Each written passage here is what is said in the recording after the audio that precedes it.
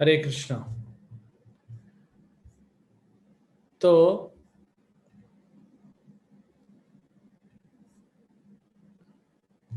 भगवत गीता के 5 अध्याय, भगवान क्या बताते हैं भगवत गीता के 5 अध्यायों में।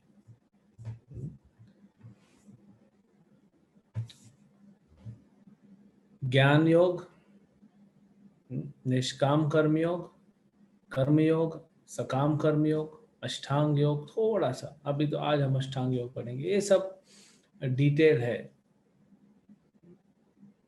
5वें अध्याय में भगवान ने निष्काम कर्म योग पे बल दिया और श्लोक संख्या 27 और 28 5वें अध्याय का भगवान अष्टांग योग को इंट्रोड्यूस करते हैं।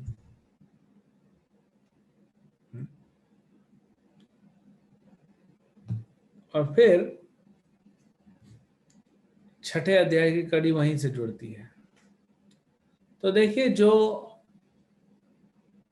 ज्ञान योग, एक होता है कर्म योग, ज्ञान योग, ध्यान योग, भक्ति योग। कर्म योग वाला जो होता है, जो कर्म योग करता है, ये निष्काम कर्म योग नहीं है। निष्काम कर्म योग मतलब भक्ति योग हो गया। ये सकाम कर्म योग। तो वो व्यक्ति कहाँ तक जाता है?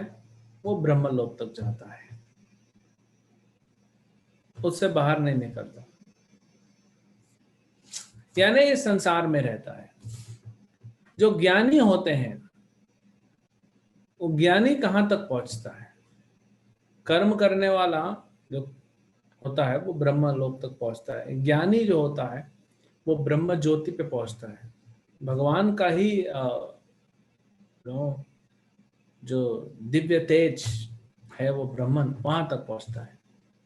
जो ध्यानी है, जो आज हम पढ़ेंगे, ध्यान लगाता है, वो परमात्मा को प्राप्त कर सकता है हजारों हजारों वर्षों की तपस्या के बाद। लेकिन जो भक्ति योग है, जो भक्ति योग में लगा है, वो भगवान को प्राप्त कर सकता है। और कब? हमने कल बताया था, निकट भविष्य में। भगवान आगे बताएंगे 18वें अध्याय में, और पहले भी बताएंगे। अभी 7वें अध्याय से तो भगवान बताना चालू करेंगे। बड़ा ही सुलभ हूं मैं अपने भक्तों को, तो भगवान वो बताना चालू करेंगे। अब इसमें चाहे वो कर्मी हो, जो कर्म कर रहा है, जो ज्ञानी हो या ध्यानी हो, ये तीनों कहीं ना कहीं अपने स्वार्थ को देखते हैं, इस स्वार्थी हैं, क्योंकि भगवान की सेवा नहीं करना चाहते, प्रोसेस को लगा के अपना उद्धार करना चाहते हैं। और भक्त जो होता है वो भगवान की सेवा को प्रायोरिटी देता है, और उसमें उसका उद्धार अपने आप हो जाता है। इसीलिए चैतन्य चरितमृत में कहा गया कि भुक्ति मुक्ति सिद्धि कामी सकली अशांत। इसलिए अशांत रहते हैं। ज्ञानी हो, ध्यानी हो, भुक्ति हो, मुक्ति हो, ये सब इच्छा रखने वाले लोग हैं। तो ये सब जो हैं ये अशांत रहते हैं। कृष्ण भक्त निष्काम अतएव शांत। जो कृष्ण भक्त है सिर्फ वही शांत होता है, हमेशा शांति का अनुभव करता है।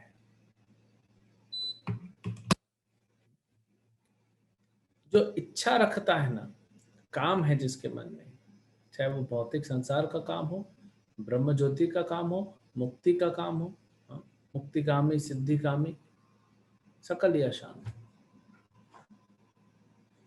तो आज हम देखेंगे, इसीलिए भगवान अगर आप देखेंगे तो सब बता जरूर रहे हैं, ध्यान योग, ज्ञान योग, कर्म योग, लेकिन भक्ति का एंगल से बता रहे हैं। तो ये उन लोगों के लिए संदेश है जो ज्ञानी है, जो ध्यानी है, कि आप भक्ति में लगिए, क्योंकि वही भगवत गीता का कंक्लूजन है। लेकिन भगवान शुरू से ही भक्ति के एंगल को लेके ही चलते हैं ना। तो भगवान अब स्वयं बताना चालू करेंगे। अब अर्जुन प्रश्न नहीं पूछेगा इस अध्याय के शुरू में, बाद में पूछेगा। भगवान स्वयं बताना चालू करेंगे भगवत गीता के 6ठे अध्याय को।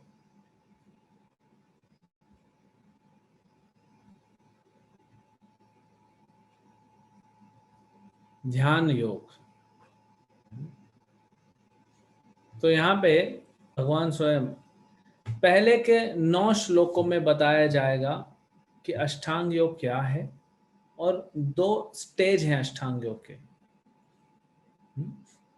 अष्टांग योग मतलब, अष्टांग योग का अर्थ होता है 8 अंग हैं जिसमें यम, नियम, प्राणायाम, आसन, प्रत्याहार, ध्यान, धारणा, समाधि।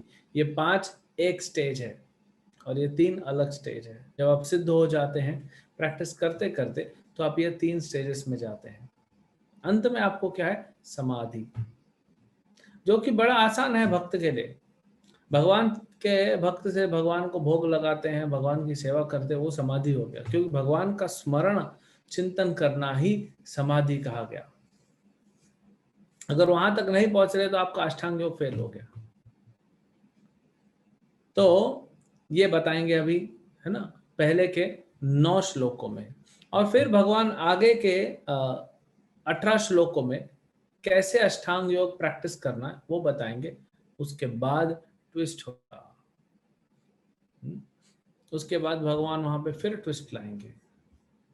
तो आइए देखते हैं यहाँ पे भगवान क्या बोल रहे हैं। श्री भगवान वाच अनाश्रित कर्म फलम कार्यम कर्म करोति यः स सन्यासी च योगी च न निराग्निर न च क्रिया। भगवान कहते हैं जो पुरुष अपने कर्म फल के प्रति अनासक्त है और जो अपने कर्तव्य का पालन करता है वही सन्यासी है, वही असली योगी है। वह नहीं जो न तो अग्नि जलाता है न कर्म करता है। अग्नि जलाने का क्या मतलब है? घर को जला डालता है? नहीं, अग्नि जलाने का मतलब है यज्ञ करता है। तो देखिए, आप तीसरे अध्याय में भी देखें, चौथे में भी, पांचवें में और छठे में भी भगवान कहीं पे भी नहीं बोले कि कर्म नहीं करना है। भगवान कहीं नहीं बोले संसार छोड़ के सब हिमालय में जाके बैठ जाओ, कहीं नहीं बोल रहे हैं, क्योंकि पता है भगवान को नहीं कर पाएंगे। तो इसीलिए भगवान क्या बोल रहे हैं, ये भगवत गीता क्यों हमारे लिए बनी है ये समझना चाहिए। ये हमारे लिए है भगवत गीता,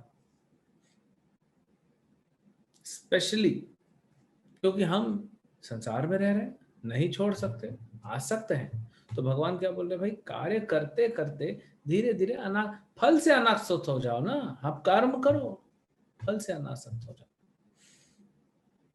हमने कल आपको उदाहरण दिया था, एक भक्त को बड़ा अनईजी लग रहा था, वॉमिटिंग हो गया, फिर ठीक लगा। तो ये जो कर्म से आसक्ति है ना, ये हमारा दुख का कारण है। कर्म से नहीं, सॉरी, कर्म के फल से आसक्ति। अपना कर्म करो, फिर जो आएगा यदृच्छया लाभ संतुष्टो, अपने आप जो लाभ आएगा उसमें संतुष्ट रहना सीखिए। आखिर हम जीवन से चाहते क्या है, ये क्लियर नहीं है। ये क्लियर है ही नहीं, हम क्या चाहते हैं जीवन से। कंफ्यूज्ड है हम लोग। किसी पैसा चाहिए, पैसा चाहिए भी, नहीं भी चाहिए। हाँ, सुख चाहिए, शांति चाहिए, क्या चाहिए आपको? तो ये हमको क्या है ना, हमारा मन जो है ना, ये पूरा अध्याय मन के ऊपर है। मन का पूरा पोस्टमार्टम किया है भगवान ने इस अध्याय में। पूरा डिटेल डायग्नोसिस हुआ है। तो ये मन जो है क्या करेगा, आपको एक इच्छा आपको देगा, एक इच्छा प्रकट करेगा मन कि ये चाहिए, और आप सोचते हो कि वही आपको चाहिए और नहीं मिलेगा तो जीवन व्यर्थ है। और जब वो स्ट्रॉन्ग कन्विक्शन हो जाता है, लोगों को नहीं मिलता है जो उनको चाहिए, इसीलिए तो फिर सुसाइड कर लेते हैं।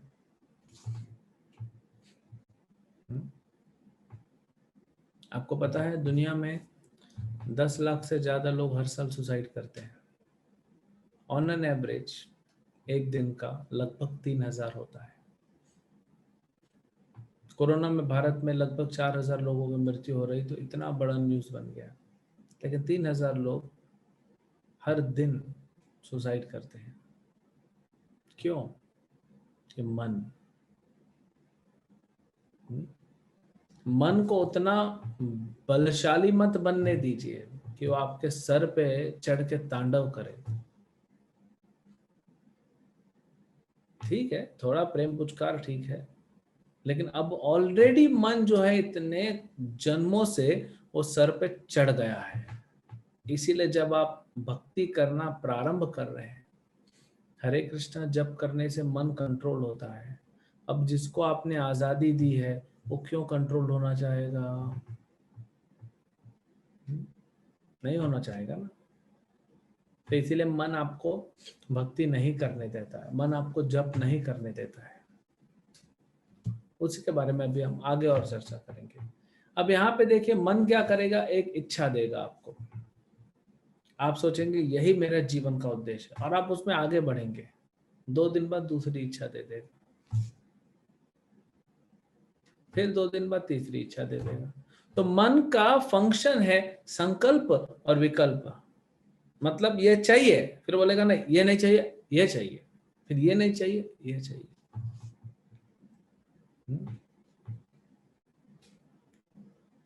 तो मन कितनी इच्छाएं देता है। अगर किसी को जानना है कि धीर पुरुष कौन है, तो मन को वश में करता है, उसको धीर कहते हैं। तो आप कपड़े की दुकानों में चले जाइए, अभी नहीं, अभी तो लॉकडाउन चल रहा है।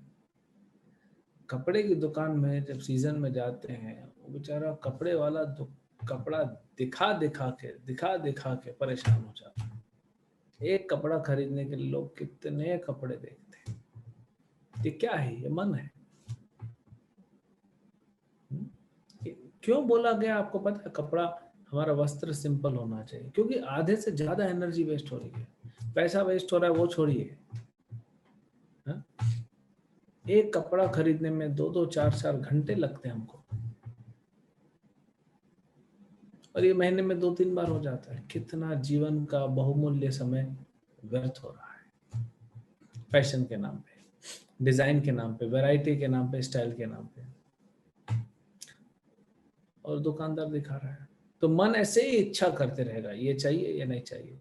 तो इसीलिए अगर आप मन, जो कर्म का फल है, इसकी इच्छा को आप साइड रख देंगे, तो इमीडिएटली पता है आपको क्या मिलेगा?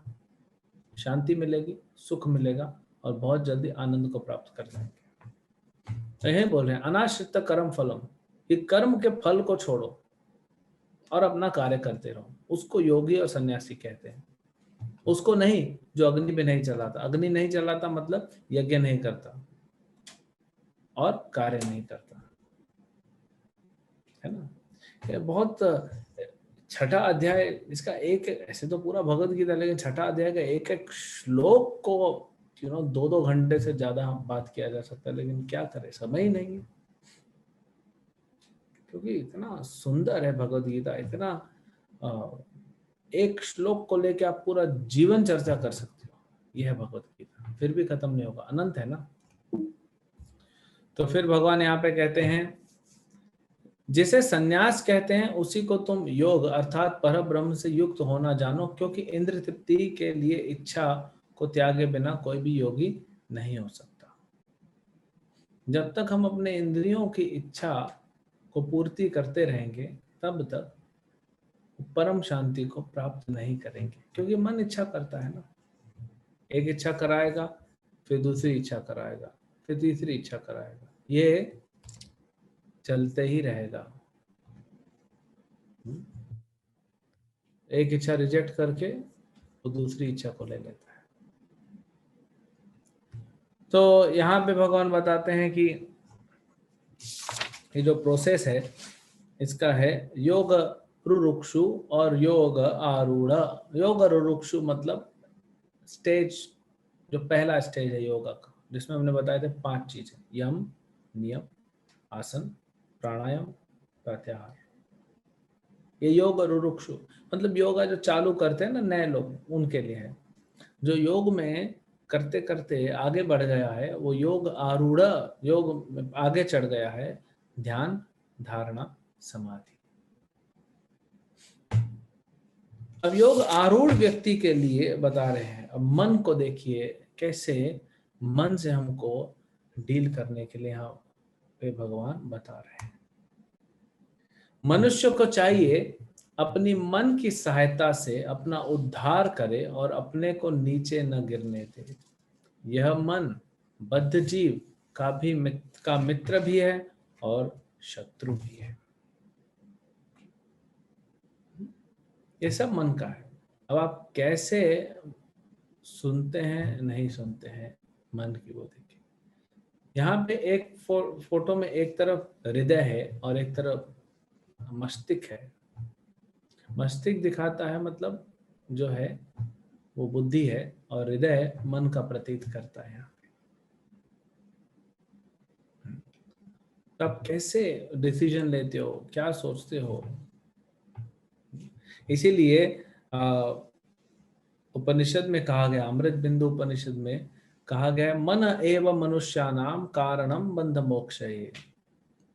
मन ही मनुष्य के कारण है, किसका? बंधन का और मोक्ष का। मन एव मनुष्यानाम कारणम बंध मोक्षये। कारण और बंधन का, सॉरी, बंधन और मोक्ष का कारण कौन है? मन। अब आपको इस संसार में अभी परेशानी हो रही है ना सबको, हम सब दुख में इसलिए नहीं है कि हम हर समय गलत कर रहे हैं, नहीं, कभी हम सही भी करते हैं, लेकिन फिर भी दुख है। क्यों? क्योंकि आप गलत जगह पे हो। आप हॉस्पिटल जाते हैं तो कैसा वो फिनाइल का, केमिकल का खुशबू आते रहता है। आप किसी मैकेनिक के वर्कशॉप में जाएंगे जहाँ पे गाड़ियां रिपेयर होती है तो पेट्रोल का आएगा, डीजल का आएगा, ग्रीस, ये सब का आएगा। आप किसी कपड़े की दुकान में जाएंगे तो कपड़ों का जो होगा वहाँ का आएगा। आप किसी राशन वाले की दुकान में जाएंगे, हाँ, तो कहीं चावल का आएगा, कहीं धनिया मिर्ची वाले की दुकान में जाएंगे तो धनिया मिर्ची। तो अब आप जहाँ पे हैं वहां से तो आपको वही आपको मिलेगा। तो क्योंकि आप दुखालय में हो तो दुख तो मिलेगा, लेकिन इसका कारण कौन है? हाँ? ये बंधन का कारण कौन है? मन। तो अब इसमें हमको और बंधना है या बाहर निकलना है? अगर अब बाहर निकल जाते हैं तो ये दुखालय नहीं है, हम तो निकल गए इससे। मन को अगर वश में कर लिया, अगले श्लोक में बताएंगे भगवान। हाँ, बंधया विषया संगो मुक्त निर्विषयम मनः। मुक्ति किसको मिलती है? जो मन की नहीं सुनता है। जो मन की सुनता है वो बंधन का कारण बनता है। इसी को अगले श्लोक में भगवान फिर से बताते हैं। जिसने मन को जीत लिया है उसके लिए मन सर्वश्रेष्ठ मित्र है, किंतु जो ऐसा नहीं कर पाया उसके लिए मन सबसे बड़ा शत्रु बना रहेगा। हाँ, तो मन बंधु भी है और शत्रु भी है। दोनों शब्द हैं, बंधुरात्मनात्मना शत्रुत्वे। तो बंधु भी है मन, शत्रु भी है। अब आप देखिए आपको क्या करना है। तो मन से कैसे डील करना है, धीरे धीरे धीरे धीरे बताएंगे भगवान। तो ये एक सेक्शन हो गया। अब योगा कैसे करना है, योग प्रैक्टिस कैसे करना है। अब यहाँ पे बहुत सुंदर आगे एक और बात बताते हैं 90वें श्लोक में। जो योग आरूढ़ हो गया, जो योग करते करते, अष्टांग योग प्रैक्टिस करते करते उसने एक सिद्धि प्राप्त कर ली, उसके लिए चाहे वो मित्र हो चाहे शत्रु हो, वो सब एक बराबर देखता है। उसके लिए अलग अलग भाव नहीं होते हर चीज, क्योंकि वो स्टेबल हो गया। वो एक स्टेज पे आने के बाद वो स्टेबल हो गया है। अब उसका मन इधर उधर विचलित नहीं होता है। अब योग कैसे करना है भगवान बताते हैं। अष्टांग योग कैसे करना है। हम में से आप में से बहुतों को इच्छा होती है, संसार में बहुत लोग हैं, हम योगा करेंगे, योगा क्लब ज्वाइन करेंगे। ये योगा क्लब के नाम पे सिर्फ मूर्ख बनाया जा रहा है। ये इसको अष्टांग योग नहीं बोलते। बड़ा बड़ा लेक्चर देते लेकिन कराते क्या है? सबसे पहले तो यहाँ देखिए भगवान क्या बोलते हैं। योग अभ्यास के लिए जो है उनको क्या क्या चाहिए। थोड़ा सा सिंपल बता रहे हैं भगवान तो यहाँ पे। योग अभ्यास के लिए योगी को एकांत स्थान में जाकर भूमि पर कुशा बिछा देना चाहिए। अब एकांत स्थान किधर मिलेगा? भारत जैसे देश में कहीं पे भी एकांत किधर है आज? उसके लिए आपको जंगल में जाना पड़ेगा। इसीलिए योगी लोग जंगल में जाते थे और वहां पे कुश बिछा दें। कुश मतलब घास होता है, कुश घास पवित्र होता है, उसको बिछा दे, फिर उसको मृगछाला से ढके। मृगछाला क्या है? हिरण की चमड़ी। अब हिरण की चमड़ी लेने जाएंगे तो आपको पुलिस वाले जेल में डाल देंगे, है ना? चलो ठीक है, प्रैक्टिकल है, हिरण की चमड़ी नहीं, चलो भूमि पे बैठ के करो। फिर उसके ऊपर मुलायम वस्त्र बिछा दें, है ना? आसन न तो बहुत ऊंचा हो न नीचा हो, मतलब ज्यादा ऊपर भी नहीं ज्यादा नीचे भी नहीं। और पवित्र स्थान हो। पवित्र स्थान मतलब किसी धाम में जाके, वृंदावन, द्वारका, चार धाम हो गए, बनारस हो गया, प्रयागराज हो गया, कहीं धाम में जाके ये करना है। योगी को चाहिए कि इस पर दृढ़ता पूर्वक बैठ जाए। दृढ़ता पूर्वक बैठ गए तो बैठ गए, अब हिलना नहीं। थोड़ी देर बाद गर्मी लग रही है, पंखा चालू करो। अभी ठंडी लग रही है, एसी बंद करो। फिर हवा आ रही है तो चारों तरफ से पर्दा लगा दिया, है? फिर मक्खी तंग कर रही है, फिर सांप आ गया, है? ये क्यों मृगछाला बिछाते हैं पता है आपको? हिरण की चमड़ी क्यों बिछाते हैं? क्योंकि इससे सांप वगैरह नहीं आते, और इसका खुशबू से वो दूर भाग जाते हैं। तो पहले तो बैठ जाए शरीर को, फिर मन को, इंद्रियों तथा कर्मों को वश में करते हुए एक स्थान पे फोकस करें। एक स्थान में बैठे और मन को फोकस करें। अब आप बताइए, आप में से कितने लोग कर सकते हैं इसको? कितने लोग कर सकते हैं आज संसार में? आप बताइए कितने लोग इसको प्रैक्टिस कर सकते हैं? 5,000 साल पहले। अभी हम आगे देखेंगे, अर्जुन ने भी इसको रिजेक्ट कर दिया, तो फिर दूसरों की तो बात ही क्या करना। यही सब बताते हुए आगे बता रहे हैं। अब यहाँ पे ये सब टेक्निकलिटीज में जा रहे हैं। यहाँ पे भगवान बताते हैं कि युक्त होना चाहिए हमारा आहार विहार, हमारे कर्म, हमारा निद्रा सब युक्त होना चाहिए। जैसे कि जो खाने में, सोने में, अमोद प्रमोद तथा काम करने की आदतों में नियमित रहता, वो योगाभ्यास द्वारा समस्त भौतिक क्लेश नष्ट कर सकता है। खाने का क्या खा रहे हैं,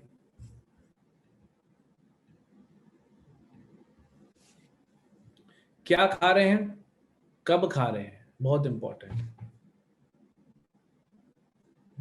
लोग 11 बजे डिनर लेते हैं, सवेरे 11 बजे ब्रेकफास्ट लेते हैं, शाम को 5 बजे लंच लेते हैं, तो खाने का टाइम खराब हो गया। क्या खा रहे हैं वो भी गड़बड़ हो गया। तो कोई नियम कानून नहीं, क्वालिटी नहीं है खाने में, टेस्ट तो छोड़िए क्वालिटी भी नहीं। तो इस ये क्या है? ये मन को प्रभाव डालता है हमारे मन को। हम जब 17वें अध्याय में पहुंचेंगे तो उसमें आप देखेंगे जो खाना है वो सतोगुण में भी होता है, रजोगुण में भी होता है, तमोगुण में भी होता है। अगर आप तमोगुणी खाना खा रहे हैं तो आपका मन तमोगुण हो जाएगा, चेतना में तमोगुण भरेगा। अगर आप रजोगुणी खाना खा रहे हैं तो आपकी चेतना में रजोगुण बढ़ेगा, और सतोगुणी खाना खा रहे हैं तो सतोगुण बढ़ेगा। फिर खाना खाने का टाइम, फिर क्वांटिटी। कभी इतना सा खाएगा, कभी इतना ज्यादा खाएगा। अरे एक ही व्यक्ति है, आप कैसे इतना चेंजेस हो सकता है? ये सब फिक्स होना चाहिए। आज खाने का मतलब है जो जीवा को अच्छा टेस्ट दे वही खाना चाहिए। फिर सोने का नियम कानून नहीं है ना? अगर हम सवेरे उठते हैं तो रात को सो जाएंगे। लेकिन स्पेशली लॉकडाउन में हमें काफी सारे स्टूडेंट्स बता रहे हैं कि हम सवेरे उठने, पहले उठते थे, अभी क्या हो गया? बोले नहीं, अब कुछ कहीं जाना नहीं, कर्म करने का कोई उत्साह ही नहीं है, कहीं जाना नहीं है, ना कॉलेज है ना जॉब है, तो सोए पड़े रहते हैं। भाई उठो, भजन करो, नहीं सोए पड़े हैं। तो सोने का कोई नियम नहीं। तो भगवान क्या बोलते हैं? खाना, सोना और अपना कर्म करना, और अमोद प्रमोद मतलब रिक्रिएशन एक्टिविटी, ये सब बैलेंस होना चाहिए। ये जब बैलेंस होगा तो आपका मन सतोगुण में स्थित होगा, जो आपको भजन के लिए इजी पड़ेगा। आज देखिए,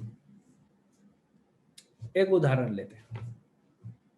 आपको कुछ भी खाना है ना। हमारे एक भक्त हैं, वो डिसिप्लिन कैसे बनाते हैं देखिए। घर में रहते हैं, गृहस्थ हैं। ब्रह्मचारी का तो जो मंदिर में रहता है, जो मिला मंदिर से वो खा लिया है। अब मन कितना सिर्फ खाने पे विचार करता है। वैरायटी के चक्कर में हमारा मन कितना है, फिर ये अरेंजमेंट करो, वो अरेंजमेंट करो, ये सामग्री लेके आओ, वो लेके आओ, फिर उसको बनाने में इतना टाइम जाता है। हाँ? उसका पूरा सामान अरेंज करने में और बनाने में जितना टाइम लगता है, जितना मन, जितना एनर्जी लगता है, खाने के लिए थोड़ी देर में खा के निकल जाता है। तो हमारे एक भक्त हैं, घर में रहते हैं अपने परिवार के साथ। वो क्या करते हैं, वो एक हफ्ते का मेनू लिख देते हैं, ये खाना, ये खाना है। गुरुवार को सवेरे इडली खाना है, इडली खाना है तो इडली खाना है। शनिवार को रात को गुलाब जामुन खाना है तो गुलाब जामुन खाना है तो गुलाब जामुन खाना है। वही फॉलो करेंगे। हमारा क्या है, हमारा डेली, मैंने बहुत बहुत लोगों का यही सुना है, हम डेली सोचते हैं आज क्या खाया जाए। अरे सब्जियां गिनी चुनी 4-10 सब्जियां हैं, 8-10 सब्जी है जो आप खाते हो, जो आप खाते नहीं हो। उसमें से कुछ आपको चलती नहीं है, कुछ टेस्टी नहीं लगती, कुछ डॉक्टर मना किया है। तो हर ये तो आपने देखा होगा ना। हाँ? ये परेशानी है घर में कि क्या खाऊं आज, आज क्या बनाया जाए। जो है वही बनाइए, उसमें से जो भी बनाइए। आपके पास 4 सब्जी है ना, कोई भी एक उठा के बना दो। नहीं, लेकिन हमारा माइंड कितना एनर्जी खा जाता है उतना। फिर हम बोलते हैं हमारे पास प्रभु जी भगवत गीता पढ़ने का टाइम नहीं, हमारे पास जप करने का टाइम नहीं, भक्ति करने का टाइम नहीं। क्यों टाइम नहीं है आपके पास भक्ति करने का? क्योंकि आपका टाइम इधर उधर जा रहा है। हमने पहले कपड़ा का उदाहरण दिया, हम नहीं बोल रहे कि आप अच्छा नहीं पहनिए, लेकिन कितना एनर्जी वेस्ट हो रहा है मनुष्य जीवन का। अभी देखिए ना, अभी आज हमको मैसेज आया दोपहर में कि हमारे एक भक्त हैं, वो 44 साल के, उनकी मृत्यु हो गई।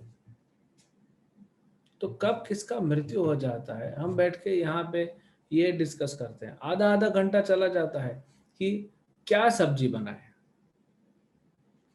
जो आपके पास सब्जी है उसको काटिए, बनाइए, भगवान को भोग लगाओ और खा जाइए। क्यों इतना एनर्जी हम लगा रहे हैं इन चीजों में?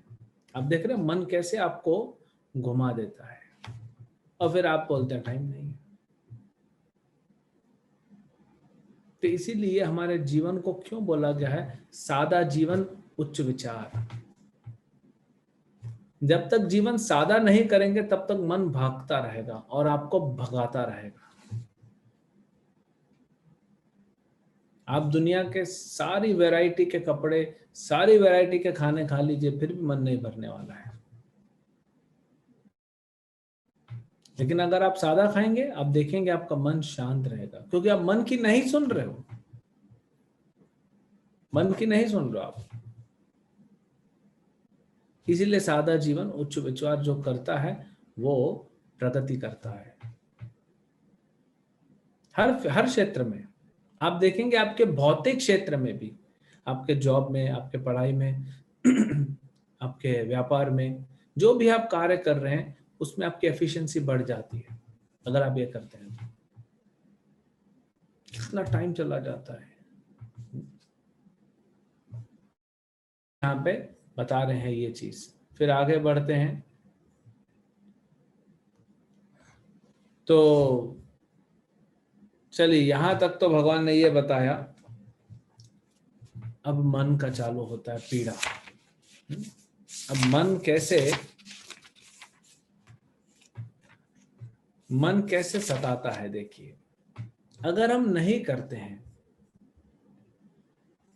अगर हम इस चीज को प्रैक्टिस नहीं करते युक्त आहार को, तो मन जो है हमें इधर से उधर घुमाता है। अब ये 24 और 25 नंबर श्लोक। भगवत गीता के 6 अध्याय का 24 और 25 नंबर श्लोक क्या बताते हैं भगवान कि कैसे अष्टांग योग में आगे बढ़ें। योगारूढ़ मैंने बताया था ना, ध्यान धारणा समाधि, कैसे उस जगह तक हम पहुंचे। तो ये बात याद रखिए सबसे पहले तो,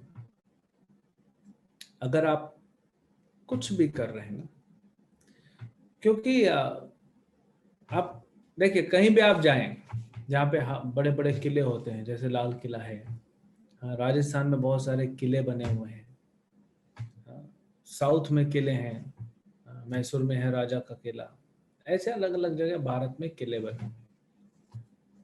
अब ये एक जनरेशन नहीं बनाती थी, पहले टेक्नोलॉजी नहीं थी टेक्नोलॉजी, उनका अलग टेक्नोलॉजी, आराम से चलते थे। वृंदावन में जाइए, राधा गोविंद देव मंदिर है हमारा, 7 मंजिल का मंदिर। सोचिए 500 साल पहले 7 मंजिल बनाया कैसे, ना क्रेन था ना कुछ था, कैसे बनाया? तो उसकी अपनी टेक्नोलॉजी थी। आप जाएंगे उदयपुर में सिटी पैलेस है, वो राजा का महल है, उसको 400 साल लग गए, कितनी पीढ़ियों ने बनाया उसको, थोड़ा थोड़ा थोड़ा थोड़ा थोड़ा थोड़ा। अब क्या हो रहा है, अब हम लोग इतने जल्दी जल्दी में आ गए हैं टेक्नोलॉजी के कारण, इतना जल्दी कि आज सवेरे मैंने डिसाइड किया शाम तक मेरा घर रेडी हो जाना चाहिए, आधी रात को गृह पूजा करके अगले दिन शिफ्ट हो जाना है, और 2 दिन वहां पे रहने के बाद फिर ये दीवार तोड़ो कि ये अच्छा नहीं लग रहा है, फिर ये कलर चेंज करो, ये अच्छा नहीं लग रहा है। प्रभुपाद जी कहते थे ये विदेशों से आया है, मोबाइल में बार बार चेंज करो। अब देख रहे हैं मन कैसे भगा रहा है, देखिए सिर्फ मोबाइल लीजिए, आप बार बार कवर चेंज करते हैं उसका, बैक कवर, आप बार बार स्क्रीन सेवर चेंज करते जो आपका स्क्रीन पे दिखता है, कुछ समय बाद मोबाइल चेंज करते, ये तो हमारे पास पैसा नहीं है। कहीं ना कहीं पैसा हमें थोड़ा रोक देता है, पैसा आ जाए ना तुरंत मोबाइल चेंज, फिर लैपटॉप चेंज, घर में टीवी चेंज, फर्नीचर चेंज, ये सब चेंज करते करते पति चेंज, पत्नी चेंज, बच्चा चेंज, माँ बाप सब चेंज ही कर रहे हैं। हर चीज में हम परिवर्तन ला रहे हैं, हर चीज में। ये क्यों हो रहा है? ये मन के कारण हो रहा है। आपके घर में दीवालों में कलर है ना, बचपन का याद कीजिए, आप अपने अपने दादा दादी होंगे ना, नाना नानी, किनसे पूछिए, वो एक बार घर को दीवार को पेंट करते थे ना तो एक पीढ़ी निकल जाती थी उनकी। और अभी क्या है, 1 साल हो गया, नहीं ये तो मजा नहीं आ रहा, पुराना पुराना लग रहा है। आपका शरीर भी तो पुराना है, उसको तो नहीं छोड़ते ना, हमारा शरीर पुराना है ना, उसको तो नहीं छोड़ते। 40 साल हो गया शरीर को, अभी इसको चेंज कर दो, उसको तो नहीं छोड़ते हम, उसमें कितना आसक्ति है। तो ये जो है ना, ये मन है जो आपको घुमा रहा है अलग अलग जगह पे। तो पहले की जो था थोड़ा धैर्य था, सतोगुण था, ये सब विदेशों से कल्चर आ गया, जल्दी जल्दी जल्दी जल्दी चेंज करो। आज भी देखिए भारत में कल्चर है, कुछ खराब होता है ना, हम उसको रिपेयर कराते हैं। विदेशों में कल्चर है, खराब हुआ फेंक दो, नया लेके आ जाओ। अब इंडिया में भी धीरे धीरे जिसको पैसा है फेंक दो, नया लेके आ जाओ। हाँ, ये सब है ना, जो क्या बोलते हैं वेबसाइट्स वगैरह आती है ना, OLX और पुराना बेचो फिर नया खरीदो, क्योंकि अब पुराना बिक जा रहा है, कोई खरीदने वाला बैठा है। कोई व्यक्ति अपना पुराना फर्नीचर बेच देता है, दूसरे का पुराना फर्नीचर घर में लाता है, दोनों पुराना है। क्यों? हमको चेंज चाहिए। इसमें क्या हो रहा है, आप चेंज कीजिए, कोई परेशानी नहीं है, लेकिन इसमें आपका मन जो है स्थिर नहीं हो रहा है, मन सता रहा है आपको, है कि नहीं? आप अपने घर में बैठे, अभी घर के चारों ओर एक बार नजर घुमाइए, आपको लगेगा ये चेंज करो, ट्यूबलाइट चेंज करो, पंखा चेंज करो, AC चेंज करो, सब चेंज करो। मन किस में लगा हुआ? AC में लगा हुआ है। और फिर हम बोलते हैं टाइम नहीं है भक्ति के लिए। भक्ति के लिए बहुत टाइम है, भरपूर टाइम है, कोई कमी नहीं है। 24 घंटा बहुत होता है, आप बहुत कुछ कर सकते हैं। क्यों? वो भक्त ने, जो मैंने आपको बताया, मेनू बनाता है कि गुरुवार को इडली खाना है सवेरे, हाँ? शाम को रसगुल्ला खाना है, संडे को लंच में जो है खिचड़ी खाना है। क्यों उसने बनाया है ऐसा? क्योंकि उसको सोचना ना पड़े, मन उसको बेवकूफ न बना दे, बुद्धू न बना दे। कितना टाइम वेस्ट होता है हमारा। 2-3 प्रकार की दालें होती है, हमारे घर में, उसमें भी हम 10-15 मिनट सोचने लगते हैं आज कौन सी दाल बनाए। तो ये वैरायटी के चक्कर में क्या हो रहा है, हमारा मन हमको इंगेज रख रहा है उसमें, और इसलिए आपका भक्ति का टाइम खत्म, फिर मनुष्य जीवन खत्म। जो है चलो क्या है, अभी आप ट्रेन में जाते हैं, ठीक है, ट्रेन कौन सी है चुनते हैं क्योंकि टाइम के हिसाब से, कुछ टाइम आपको सूट करता है, ये टाइम हमको चाहिए, कब जाना है वो भी ठीक है, आप सिलेक्ट किए, मिलती है कि कौन सा सीट चाहिए, ठीक है, अभी जो सीट मिला, ठीक है, आप ऊपर नहीं चढ़ सकते, आपको लोअर बर्थ चाहिए, आपने सिलेक्ट किया लोअर, अब लोअर बर्थ भी मिल गया, ट्रेन भी मिल गई, सब कुछ सेट हो गया, आप चुपचाप बैठ जाओ। नहीं, हमको अगर इमरजेंसी विंडो के पास मिला है, यहाँ पे क्या है ना, यहाँ पे नहीं मिलना चाहिए, दूसरी जगह मिलना चाहिए, जिसको दूसरी जगह मिलता है वो बोलता है इमरजेंसी विंडो के पास मिलेगा तो अच्छा है, सामान डालने के लिए इजी है। तो ये मन जो है, कोई बोलता है हमको दरवाजे के पास नहीं चाहिए, कोई बोलता है दरवाजे के पास चाहिए क्योंकि हवा अच्छी आती है। तो आप देखेंगे आपके जीवन में छोटी छोटी चीजें हैं, अगर आप लिखना चालू करें ना, मैं आपको एक एक्सरसाइज देता हूँ, आप कीजिए कल तक, हो सके तो सवेरे थोड़ी देर बैठिए और देखिए कि आपका मन जो है कहाँ कहाँ कितना कितना टाइम वेस्ट कर रहा है, सिर्फ ये सोचने में कि ये करें कि ये करें, कितना समय आपका वेस्ट हो रहा है। इसी को रोकने के लिए भगवान यहाँ पे बताते हैं। तो पहले क्या होता था, भगवान यहाँ पे जो बताएंगे अभी, कि देखो अर्जुन, तुम लगे रहो प्रोसेस में, अभी अर्जुन आगे पूछेगा, और तुम प्रोसेस में लगे रहो, मान लो अगर ये जीवन में तुमको सफलता नहीं मिली, बढ़ तो रहे हो, अगले जीवन में करना। हमने कल बताया था ये आत्मा का तो जर्नी है, भक्ति प्रारंभ होगा एक जन्म में, पहले वो शुरू में थोड़ा थोड़ा भक्ति करता है, 5-10% कर लेगा, फिर अगले जन्म में 20 और कर लेगा, तो 10 और 20 30 हो गया, फिर अगले जन्म में 50 कर लेगा, 30 और 50 80 हो गया, फिर चौथे जन्म में आकर 20% करके निकल जाएगा भगवत धाम, वो निकल जाएगा वहां से।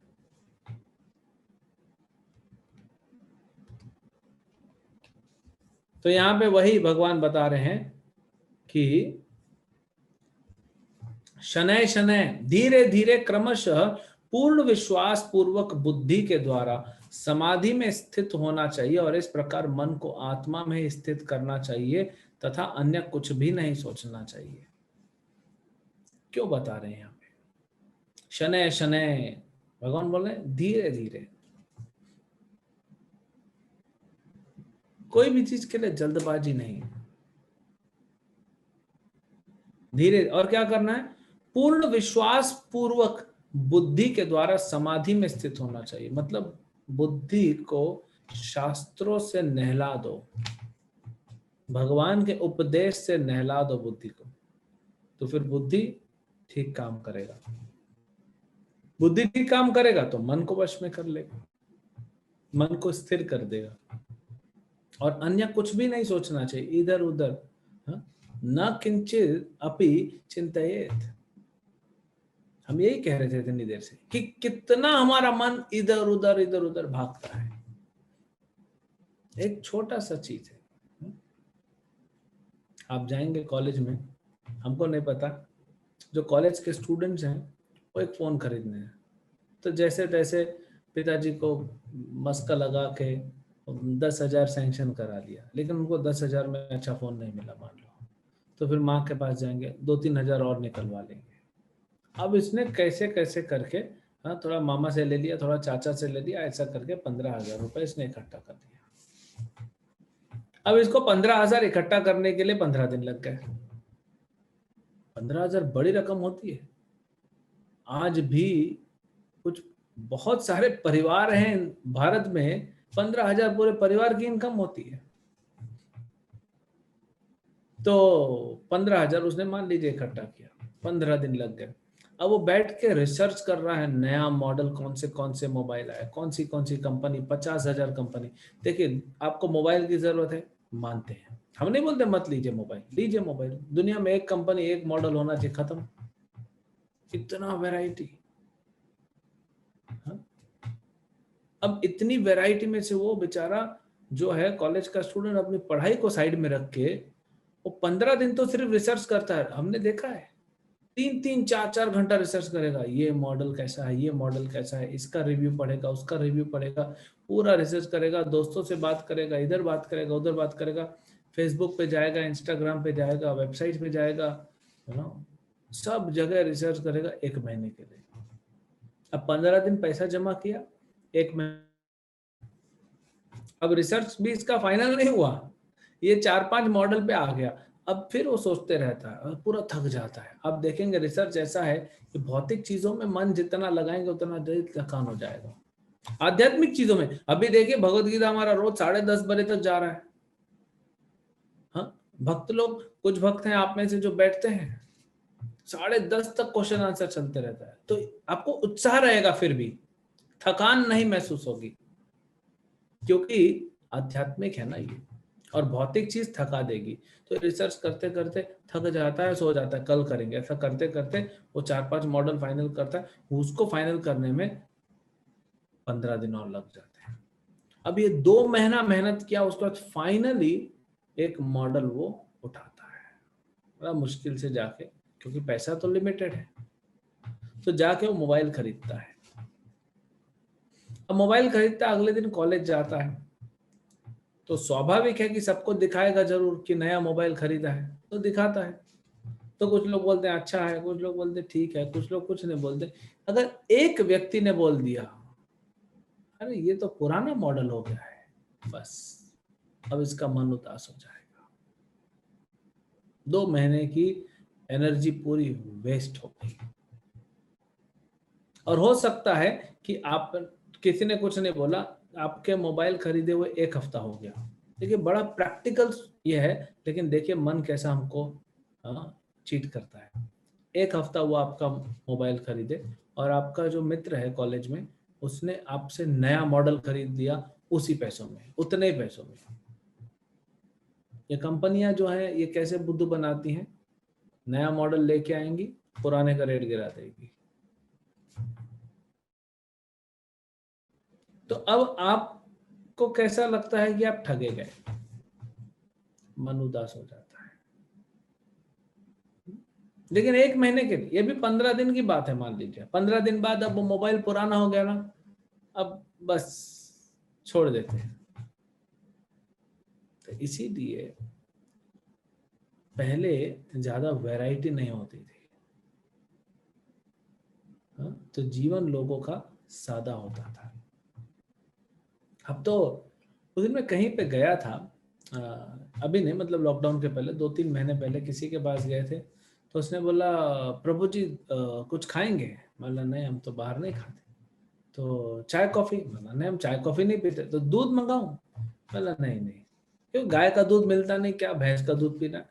भैंस का दूध पियेंगे तो भैंस जैसा बुद्धि हो जाएगा। तो मैंने बोला नहीं, दूध नहीं चाहिए, बाहर का दूध।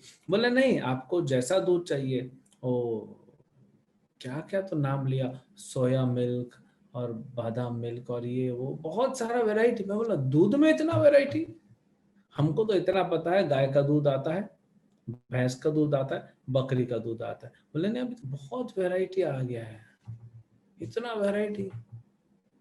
हाँ, कोई भी क्या सफेद कलर का चीज को दूध बोलते हैं क्या? इतना वैरायटी आया कहाँ से?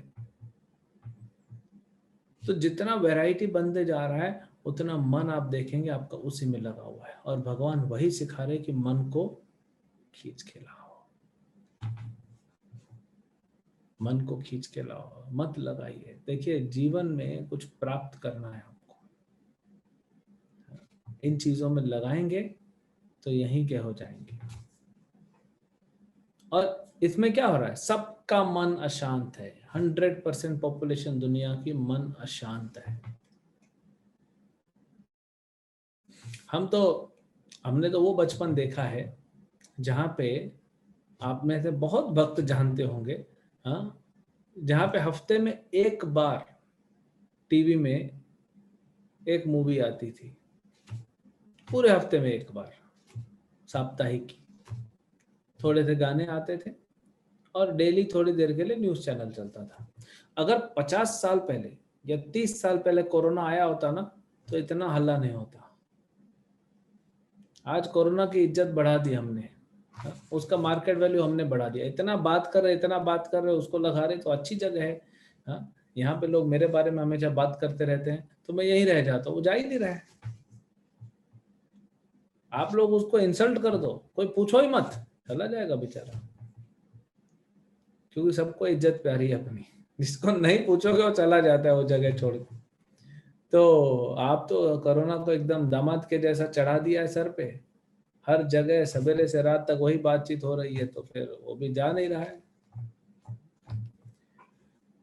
तो पहले ये आता था, टीवी आती थी ब्लैक एंड व्हाइट से कलर पे आया था, हमको याद है उसके चैनल होते थे 8, बटन से दबाने पड़ते थे, 1 2 3 ऐसे 8 बटन। अब टीवी रखनी पड़ती है थोड़ा दूर, क्योंकि सारा परिवार देखता था। अब मान लीजिए मूवी चल रही है, उसमें बीच में एक एडवर्टीजमेंट आ गया, तो चलने देते थे। क्यों? अब कौन जाएगा उठ के बंद करने के लिए, ने फिर चैनल चेंज करो, और चैनल भी वैरायटी कहाँ थी, धीरे धीरे 1 2 चैनल। लेकिन आज 100 200 500 चैनल आ गए, एक एक सेकंड में आप चेंज करते हो, एक एक सेकंड में। ये मूवी देखी, थोड़ा अच्छा लगा, ठीक है, फिर चेंज, फिर चेंज, फिर चेंज, फिर चेंज। आप 2 घंटा मूवी देखते हैं, 2 घंटे बाद आपको कुछ, चलो सुख, कुछ भौतिक सुख तो मिलना चाहिए, नहीं मिल रहा है, आप थके हुए महसूस करते हैं, आपका मन थक जाता है। और मान लीजिए कोई सीरियल, कोई मूवी में आपका मन लग भी गया, आधे घंटे आपने देख भी लिया, तो भी आप देखेंगे कि वो मूवी ऐसी बना रहे हैं, वो आपके मन को और कचरा कर देगा। तो ये जल्दी जल्दी जल्दी जल्दी जल्दी चेंज करना है ना, ये हमारा सबसे बड़ा दुश्मन है। कितना जल्दी जल्दी चेंज करते हैं। आधे लोगों का तो जीवन निकल जाता है कि व्हाट्सएप में स्टेटस क्या लगाना है, हर 10 मिनट में चेंज, हर 10 मिनट में चेंज, कुछ नया ऐड करना है, कुछ नया ऐड करना है कि लोग। और ये सब कहाँ से आ रहा है आपको पता है? ये सब भोग का और अहंकार का, ये सब जड़ है, अनर्थ है। ये इतना, इसमें कुछ नहीं मिलने वाला आपको। हमने कहा ना, एक गन्ने का जूस निकाल के जो गन्ना फेंक दिया जाता है, ये संसार में सुख ऐसा ही है, वैरायटी ऐसा ही, कोई फायदा नहीं है। असली वैरायटी भगवान के धाम में है। तो भगवान यहाँ पे बोल रहे हैं कि हमको धैर्य रखने बोल रहे हैं। अब भगवान क्या बोल रहे हैं? यही बोल रहे हैं कि क्रमशः पूर्ण विश्वास पूर्वक बुद्धि के द्वारा समाधि में स्थित होना, मन को आत्मा में स्थित करना चाहिए, अन्य कुछ भी नहीं सोचना चाहिए, मन को पूरी तरह स्थित कर चाहिए। बहुत महत्वपूर्ण पॉइंट यहाँ पे भगवान बता रहे हैं।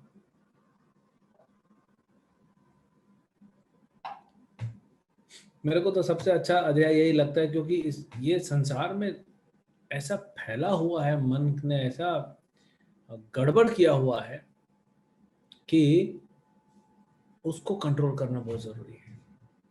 अब तो गांव गांव में इतना बड़ा बड़ा मोबाइल लेके लोग घूम रहे, छोटे छोटे बच्चे,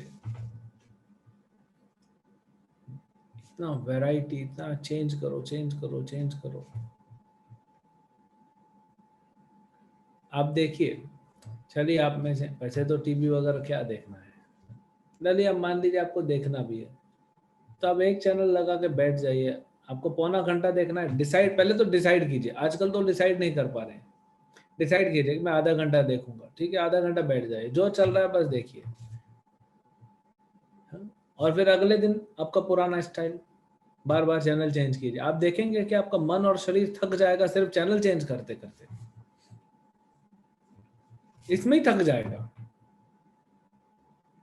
तो यहाँ पे इसको पहले रोकना है, फिर आगे भगवान कहेंगे, अर्जुन बोलेगा मन तो फिर भी भागेगा, तो मन अपनी चंचलता तथा अस्थिरता के कारण जहां कहीं भी विचरण करता है, मनुष्य को चाहिए कि वहां से खींचे और अपने वश में लेके आए। यतो यतो निश्चलति मनस चंचलम अस्थिरम। जब जब मन भाग रहा है उसको लेके आओ। मन कैसा है? बंदर के जैसा, इसीलिए यहाँ पे बंदर लगाया। उसको योगी जैसा है, धीर शांत।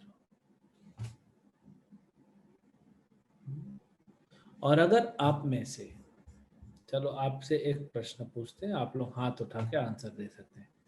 आप में से कितने भक्तों को ऐसा लगता है कि आपका मन बंदर के जैसा है, एक जगह टिकता नहीं? बंदर तो देखा है ना, गाय देखिए, गाय गाय बैठ जाती है आराम से, शांति प्रिय।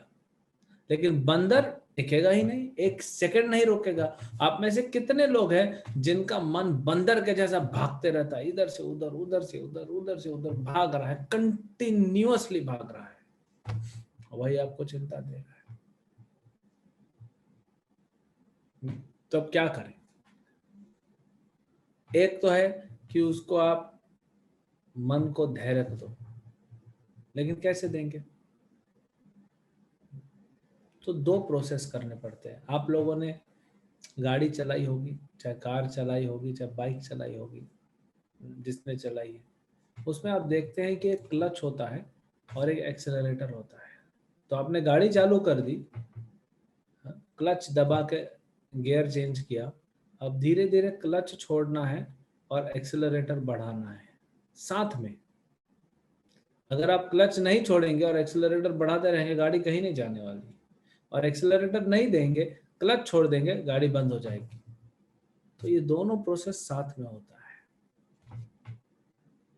तो इसीलिए प्रामाणिक गुरु, यही तो फर्क है ना। आप जाइए किसी भी संस्था में, आप देखिए कौन आपको ऐसा डिटेल में समझा रहा है। ये प्रभुपाद जी ने हम लोगों को समझाया है, इतना प्रैक्टिकल प्रभुपाद ने करके दिया हमको। तो दो चीजें करनी है। एक तो हमको अपना आध्यात्मिक समय बढ़ाना है, स्पिरिचुअल टाइम। अपना टाइम टेबल बनाइए। टिक नहीं पाएंगे, मन टिकने नहीं देगा, लेकिन कुछ तो होना चाहिए। अब रात को आप लोग अलग अलग मूवीज देख के, टीवी सीरियल देख के, वो सब कचरा भर के सो रहे हैं, तो रात में भी आप अगर सपने में यही तो सब तो आएगा, शांति से सो भी नहीं पाएंगे आप। इसलिए सवेरे उठेंगे थके थके लगेंगे। क्यों थकान लग रही है? यही कारण है थकान लगने का, मन शांति से सोया नहीं। इसलिए प्रभुपाद जी कहते थे स्पिरिचुअल सैंडविच या आध्यात्मिक सैंडविच। तो मॉर्निंग का आपका टाइम जो होना चाहिए, जल्दी उठ के सवेरे सवेरे उसको भक्ति में लगाइए, और शाम को यानी रात को सोने से पहले भी भक्ति में लगाइए। तो सवेरे आप उठ रहे हैं तो हरे कृष्ण मंत्र जप कीजिए। जो नहीं करता है, दो माला, कल एकादशी बड़ा शुभ तिथि है, दो माला तो जप कीजिए, कल से चालू कीजिए। थोड़ी देर गीता पढ़ लीजिए, सवेरे गीता समझ में आएगा। और शाम को सोने से पहले अगर आपके पास कृष्णा बुक है तो अच्छी बात है, नहीं है तो गीता पढ़िए, कम से कम 15 मिनट, और सो जाइए।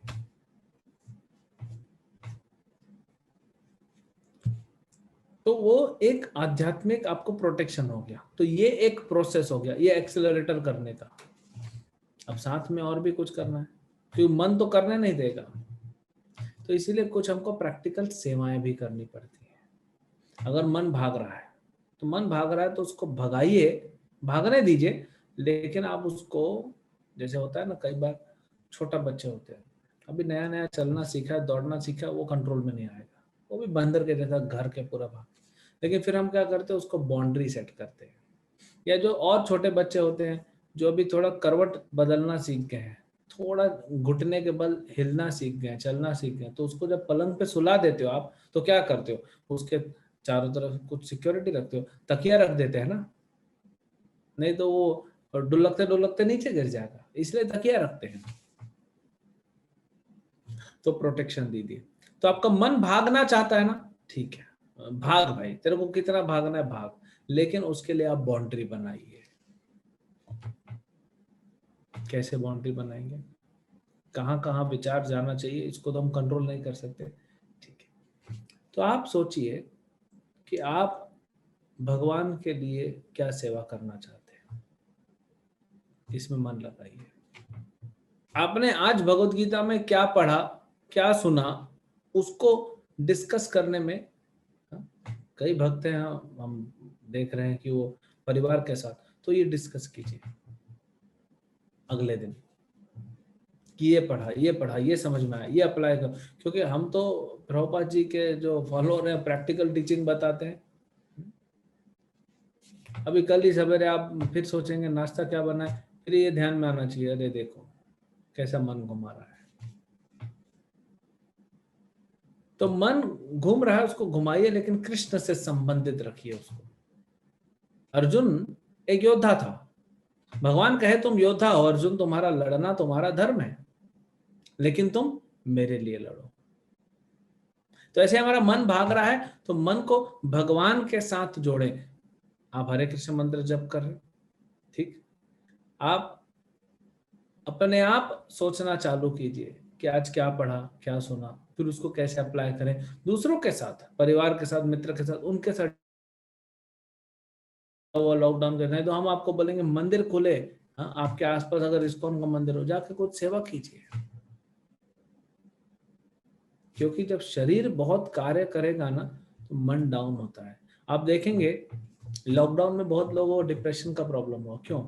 क्योंकि शरीर के लिए कुछ कार्य नहीं रहता है, तो मन सुपर एक्टिव हो जाता है। अगर आपका शरीर लगा हुआ है मेहनत करने में, मान लीजिए कोई ठेला गाड़ी चलाता है, सब्जी बेचने वाला है, तो सवेरे सवेरे बेचारा जाता है 4 साढ़े 4 बजे मंडी जाता है, वहां से सब्जी लाते लाते उसको 7 बज जाता है। फिर वो सब्जी की दुकान लगाता है, सब्जी बेच रहा है, ऐसा बेचते बेचते बेचते दोपहर हो जाती है। फिर दोपहर में वो कुछ खाना खाता है, फिर मंडी जाता है दूसरी बार, क्योंकि दोपहर में फिर मंडी में सब्जी आती है। फिर वहां से इधर पत्नी या बच्चे को बैठा के चला जाएगा, फिर सब्जी खरीदने जाएगा, फिर वो 4 5 बजे तक आएगा, फिर दुकान पे बैठेगा। ऐसा करते करते 8 बजे तक उसका जो है वहीं पे टाइम खत्म हो जाता है। 8 साढ़े 8 अंधेरा हो जाता है, लाइट लगा के थोड़ा सब्जी बेचता है, फिर थक जाता है, सब्जी भी खत्म होती, घर जाता है, पत्नी ने खाना बनाया, खा के आराम से सो जाता है। उस व्यक्ति को चिंता नहीं होती है। क्यों? क्योंकि जब शरीर कार्य करता है तो मन डिसिप्लिन में रहता है। शरीर कार्य नहीं कर रहा, आजकल टेक्नोलॉजी आ गई है, हर चीज के लिए मशीन हो गई, कपड़ा धोने के लिए मशीन, बर्तन धोने के लिए मशीन। तो उसके लिए क्या हो गया, मन को बहुत समय मिल रहा है और बहुत एनर्जी मिल रही है। ये नुकसान हो रहा है हमारा टेक्नोलॉजी से, सबसे बड़ा नुकसान ये है। बिजली का बिल बढ़ रहा है, पॉल्यूशन बढ़ रहा है, ये सब छोड़ दीजिए। सबसे बड़ा जो नुकसान है कि मन खाली बैठा है, टाइम बहुत है तो मन सोचना चालू, खाली बोलते हैं ना, क्या, खाली मन शैतान का घर, वो हो रहा है। तो कैसे ना कैसे हमको मन को, आपका मन अगर धैर्य नहीं रख पा रहा, एंगेज नहीं, उसको अगर आप शांत नहीं कर पा रहे, तो उसको एंगेज कीजिए, कहीं ना कहीं उसको लगाइए, और लगेगा, मन लगेगा। और फिर आप देखेंगे कि धीरे धीरे मन जो है वो ट्रेन होगा, कंट्रोल्ड होगा। यही भगवान बोल रहे हैं ना, धीरे धीरे शनय शनय, यही है धीरे धीरे। थोड़ा और गाइडेंस की जरूरत है डिटेल में। अभी तो मैं एक जनरल सिर्फ एक ओवरव्यू दे रहा हूँ, लेकिन केस टू केस बेसिस में हमको गाइडेंस लेके और उसको चलाना चाहिए। और आपको मैं एक सबसे सरल उपाय दे रहा हूँ, मन को कृष्ण में लगाने का सबसे सरल उपाय है कि मन कृष्ण में तुरंत लग जाएगा। अपने घर को मंदिर बनाइए। बहुत, आप सोच नहीं सकते कि आपका पूरा जीवन परिवर्तन हो जाएगा, आपके पूरे परिवार का परिवर्तन हो जाएगा, उनका सोचना, उनका चेतना, सब ये पूरा परिवर्तन हो जाएगा। हमने 2 साल पहले किसी भक्त ने कहा था कि प्रभु जी एक लेक्चर दीजिए, तो घर को कैसे मंदिर बनाए आप कहते हैं। तो एक हमने लेक्चर दिया था, मेरे ख्याल से कुछ 1 घंटे का है, तो भले आपको भिजवा देंगे, आप देखिए। क्योंकि घर में रहना है, चाहे आप ऑफिस जा रहे हो तो भी आपको घर आना है, आप कॉलेज जा रहे हो तो भी घर जाना है, स्कूल जाना है तो भी घर आना है, घर में माताएं सेवा कर रही तो भी घर में रहना है, कोई बिजनेस पे जा रहा है तो भी घर में रहना है। तो घर में तो आना ही है। अगर हम घर को ही मंदिर बना दें, आध्यात्मिक बना दें, तो हमारा पूरा चेतना आध्यात्मिक हो जाता है। अभी जैसे हम मंदिर में रह रहे हैं, हमारा पूरा, हम कुछ भी करें, हम इधर झाड़ू भी लगाएंगे तो भी भक्ति है, क्योंकि भगवान के मंदिर में झाड़ू लगा रहे हैं। आप समझे? आपके भी घर को अगर मंदिर बनाएंगे, जो कार्य होगा वो आध्यात्मिक हो जाएगा, मन लग जाएगा भगवान के साथ। सबसे सरल उपाय है, कुछ करना चाहिए हमको, खाली नहीं बैठना चाहिए। तो वो आपको वो लेक्चर दे देंगे, उसमें और डिटेल में है, आप सुन सकते हैं कैसे हम घर को मंदिर बनाते हैं। इसके बाद क्या कहते हैं, तो ये बंदर को कैसे योगी बनाना है मन को, ये हमको यहाँ सिखाया गया। अब इतना सुनने के बाद अर्जुन का हालत खराब हो गया। देखिए 5000 साल पहले अर्जुन जो इतना शक्तिशाली था, वो क्या कहता है, हे मधुसूदन, आपने जिस योग पद्धति का संक्षेप में वर्णन किया है वह मेरे लिए अव्यवहारिक तथा असहनीय है, क्योंकि मेरा मन चंचल है और अस्थिर है। मेरा मन भागता है, वो अस्थिर है, वो चंचल है, मैं नहीं कर पाऊंगा ये। हाँ, आगे क्या कहता है, हे कृष्ण, चूंकि मेरा मन चंचल है, हाँ, और उच्छृंखल है, हठीला है तथा अत्यंत बलवान है, अतः मुझे इसे वश में करना वायु को वश में करने से भी अधिक कठिन है। 4 यहाँ पे क्वालिटीज बताई गई मन की। चंचलम ही मन कृष्ण, मन चंचल है, ठीक है, चंचल है तो ठीक है, उसको कंट्रोल कर सकते हैं। आपका 2 साल का बच्चा भाग रहा है, भाग रहा है, भाग रहा है, आप उसको पकड़ लोगे तो भाग नहीं पाएगा। माँ के शरीर में ज्यादा शक्ति है ना, पिता के शरीर में ज्यादा शक्ति, पकड़ लेगा। लेकिन मान लीजिए कि 2 साल का बच्चा है, चंचल है, चलो 2 साल का नहीं, कोई बड़ा व्यक्ति है, कई बार वो होता है ना, किसी में माता आ जाती है, तो बड़ा शरीर, लेकिन उसको कंट्रोल करना आसान नहीं है। तो प्रमाथि बलवत दृढ़म, अगर चंचल भी है और बलपूर्वक भी है, उसको आप कंट्रोल नहीं कर पा रहे, और हठीला है, जो वो करना चाहता है वो करके रहेगा, तब तकलीफ होता है। तो मन में ये चारों चीजें भरी हुई हैं, एक तो चंचल है, हठीला है, बलवान है, और बहुत जिद्दी है, जिद्दी हठीला हो गया। तो अर्जुन बोलता है वायुरिव सुदुष्करम, हे प्रभु आप मुझे बोलो कि समुद्री से तूफान आ रहा है या वायु का तूफान आ रहा है, भवंडर आ रहा है, मैं उसको रोक लूंगा। मन को रोकने के लिए मुझे मत बोलिए, मैं नहीं कर पाऊंगा मन को वश में। तो 5000 साल पहले अर्जुन ने रिजेक्ट कर दिया कि मैं ये नहीं कर सकता, ये मेरे से नहीं होगा, अष्टांग योग, ये हठ योग मेरे से नहीं होगा। और आज देखिए कितना बड़ा व्यापार चल रहा है, करोड़ों अरबों रुपए का व्यापार है अमेरिका में, चाइना में, यूरोप में, अब इंडिया में उठ रहा है योगा को लेके। योग अच्छा है, लेकिन उसका सही फायदा को दीजिए ना, फैशन चल रहा है। आप माने योगा करना आपको शरीर और मन को ठीक रखने के लिए, ठीक है, एक छोटा सा कुछ कपड़ा बिछा दीजिए और योगा करिए। योगा मैट्स, योगा मैट्स कितने की आती है आपने तो सुना, 200 300, मैंने एक योगा मैट सुना 12,000 रुपए का। मैं बोला 12,000 रुपए का आदमी योगा मैट खरीद के मन को कैसे स्थिर करेगा भाई, 12,000 में जान अटकी रहेगी हमारी, तो कैसे मन को स्थिर करूंगा, 12,000 के मैट के ऊपर मैं बैठा हूं, मन कैसे स्थिर होगा। हाँ, ये भारत में नहीं चलने वाला, लेकिन चल रहा है। तो मन तो बड़ा, अब हम ये जानते हैं, ये इसमें पूछना क्या, आप सबका मन, हमारा सबका मन का यही गति है, लेकिन भगवान बड़े कृपालु हैं, कुछ सॉल्यूशन निकालते हैं। तो भगवान यहाँ पे क्या बोलते हैं, देखिए अर्जुन को। श्री भगवान वाच असंशयं महाबाहो मनो दुर्निग्रहं चलम अभ्यासेन तु कौन्तेय वैरागेण च गृह्यते। असंशयं महाबाहो, हे महाबाहो अर्जुन, कुंती पुत्र, असंशयम, निसंदेह, जो तुम कह रहे हो मनो दुर्निग्रहं चलम, जो तुम कह रहे हो मन जो है दुर्निग्रह है, चंचल है, उसको वश में करना इतना आसान नहीं है, मैं मानता हूं। भगवान मान रहे हैं अर्जुन की बात, ऐसा नहीं कि नहीं, ऐसा नहीं बोल रहे भगवान, भगवान नहीं बोल रहे अर्जुन नहीं नहीं, मैं जानता हूं मन कैसा है, मैंने ही बनाया है ना। लेकिन हे अर्जुन, अभ्यास से और वैराग से, इन दोनों से मन को वश में किया जा सकता है।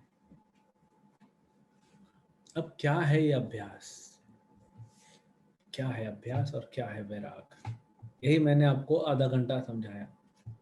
अभ्यास मतलब बार बार मन को भगवान से संबंधित चीजों में लगाना। जैसे हरे कृष्ण मंत्र जप करना, बार बार मन भागेगा, बार बार लेके आइए, बार बार भागेगा, लेके आइए।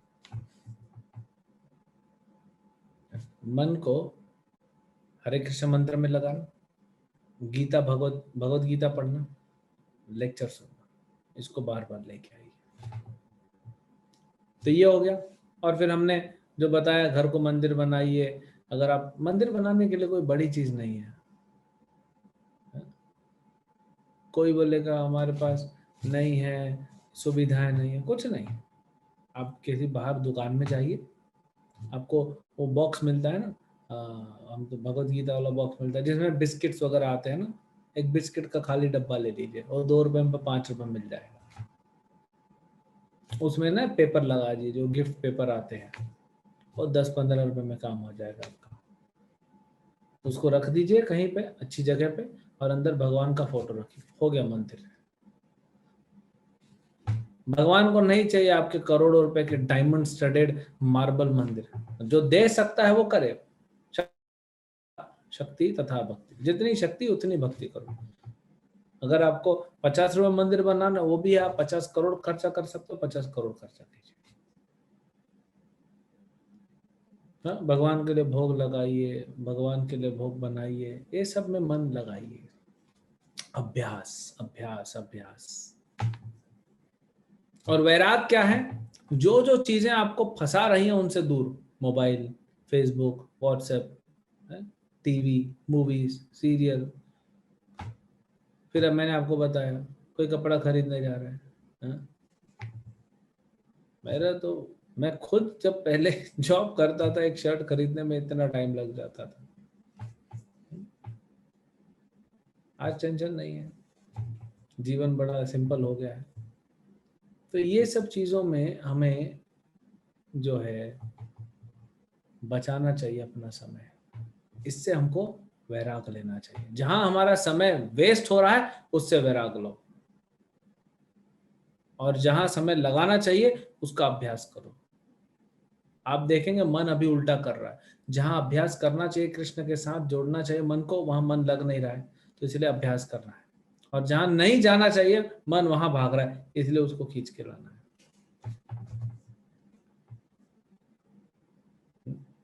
छोटा बच्चा होता है ना 1 साल का, वो मिट्टी खाता है, उसको छोड़ देंगे तो कुछ ना कुछ, क्योंकि उसको जो मिलेगा खा लेगा। तो इसलिए उसको क्या कर, बार बार पकड़ लेते हैं आप, उसको खाने नहीं देते, वो उठा लेता है, उसके हाथ से आप छीन लेते हो।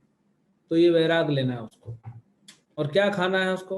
उसको आप जो दे रहे हो, रोटी सब्जी जो भी है उसको आप दे रहे हो, वो खाना है। लेकिन वो उल्टा ही करेगा। आप उसके सामने थाली रख दोगे, वो नहीं खाएगा, वो मिट्टी खाने भागेगा। तो मन ऐसा ही है, इसीलिए मन बच्चे जैसा है, चंचल है। अभ्यास और वैराग से अर्जुन तुम मन को वश में कर सकते हो। अब ये प्रश्न देखिए, कितना अच्छा प्रश्न अर्जुन पूछता है भगवान से। अयति श्रद्धयोपेतो, अयति मतलब, यति मतलब जो सिद्ध हो गया, अयति मतलब जो सिद्ध नहीं हुआ। कितना अच्छा प्रश्न हम लोगों के लिए पूछ रहा है अर्जुन। अर्जुन ने कहा, हे कृष्ण, उस असफल योगी की गति क्या है जो प्रारंभ में श्रद्धा पूर्वक आत्म साक्षात्कार की विधि ग्रहण करता है, किंतु बाद में भौतिकता के कारण उससे विचलित हो जाता है और योग सिद्धि को प्राप्त नहीं कर पाता। अगले 2 श्लोकों में अर्जुन उदाहरण देता है। क्या बोल रहा है अर्जुन? उदाहरण समझाते हैं। अर्जुन बोलता है, प्रभु, कोई योग पद्धति के लिए जा रहा है ना? भक्ति में आगे बढ़ रहा है। अब निकला तो है भक्ति करने, लेकिन पहुंच नहीं पाया, मन भटक गया उसका। तो उसका क्या होगा? तो अर्जुन उदाहरण देते हैं, कि एक बड़ा बादल है, बड़ा विशाल बादल है, भौतिक, भौतिक जगत, और एक दूसरा बड़ा विशाल बादल है, वो है आध्यात्मिक। अब ये भौतिक बादल से छोटा बादल का टुकड़ा जा रहा है अध्यात्म की तरफ, वो अध्यात्म की तरफ जा रहा है। अब इधर से निकल गया, इधर पहुंचा नहीं, बीच में हवा आती है तेज, और ये बह जाता है। होता है तो हुआ है, अभी नहीं, सतयुग से चला आ रहा है। विश्वामित्र मुनि देखिए, 1000 साल तपस्या किए, मेनका आ गई, फिर तपस्या किए 1000 साल, फिर एक अप्सरा आ गई, फिर 1000 साल तपस्या किए, फिर त्रिशंकु आ गया, करते करते लगे रहे लगे रहे लगे रहे, छोड़े नहीं। और अंत में नारद मुनि की कृपा से वैष्णव बन गए। तो मन तो भगा के ले जाएगा, तो प्रभु उसका क्या होगा? प्रश्न अच्छा है। कई बार हमसे भक्त पूछते हैं कि प्रभु मैं अगर 4 माला जप करूं, अभी मैं चालू करूं भक्ति 4 माला, लेकिन हो सकता है कभी ना कर पाऊं, तो क्या, नो प्रॉब्लम, फिर भी करते रहो। जितना आपने किया कभी वेस्ट नहीं होगा। ये भक्ति जो है ना, जितनी भी करोगे, इतना सा भी करोगे ना, 10 करोड़ जन्मों बाद भी वो आपकी भक्ति ऐसे रहेगी, वेस्ट नहीं, वो कभी खत्म नहीं होती, क्योंकि भक्ति कार्य है, आत्मा से कर्म कर रहे हैं, वो भक्ति है। तो इसीलिए हमको, क्योंकि आत्मा नश्वर है, सॉरी आत्मा नश्वर नहीं है, शरीर नश्वर है, शरीर से किया गया कार्य खत्म होता है, आत्मा अमर है, इसलिए आत्मा से किया गया कार्य भी खत्म नहीं होता। क्योंकि आत्मा खत्म नहीं होती, भगवान खत्म नहीं होते, आत्मा और भगवान के बीच का जो संबंध है उसको भक्ति कहते हैं। भगवान और भक्त और दोनों के बीच का संबंध, उसको भक्ति कहते हैं, वो कभी नष्ट नहीं होता। इसको भगवान बताएंगे।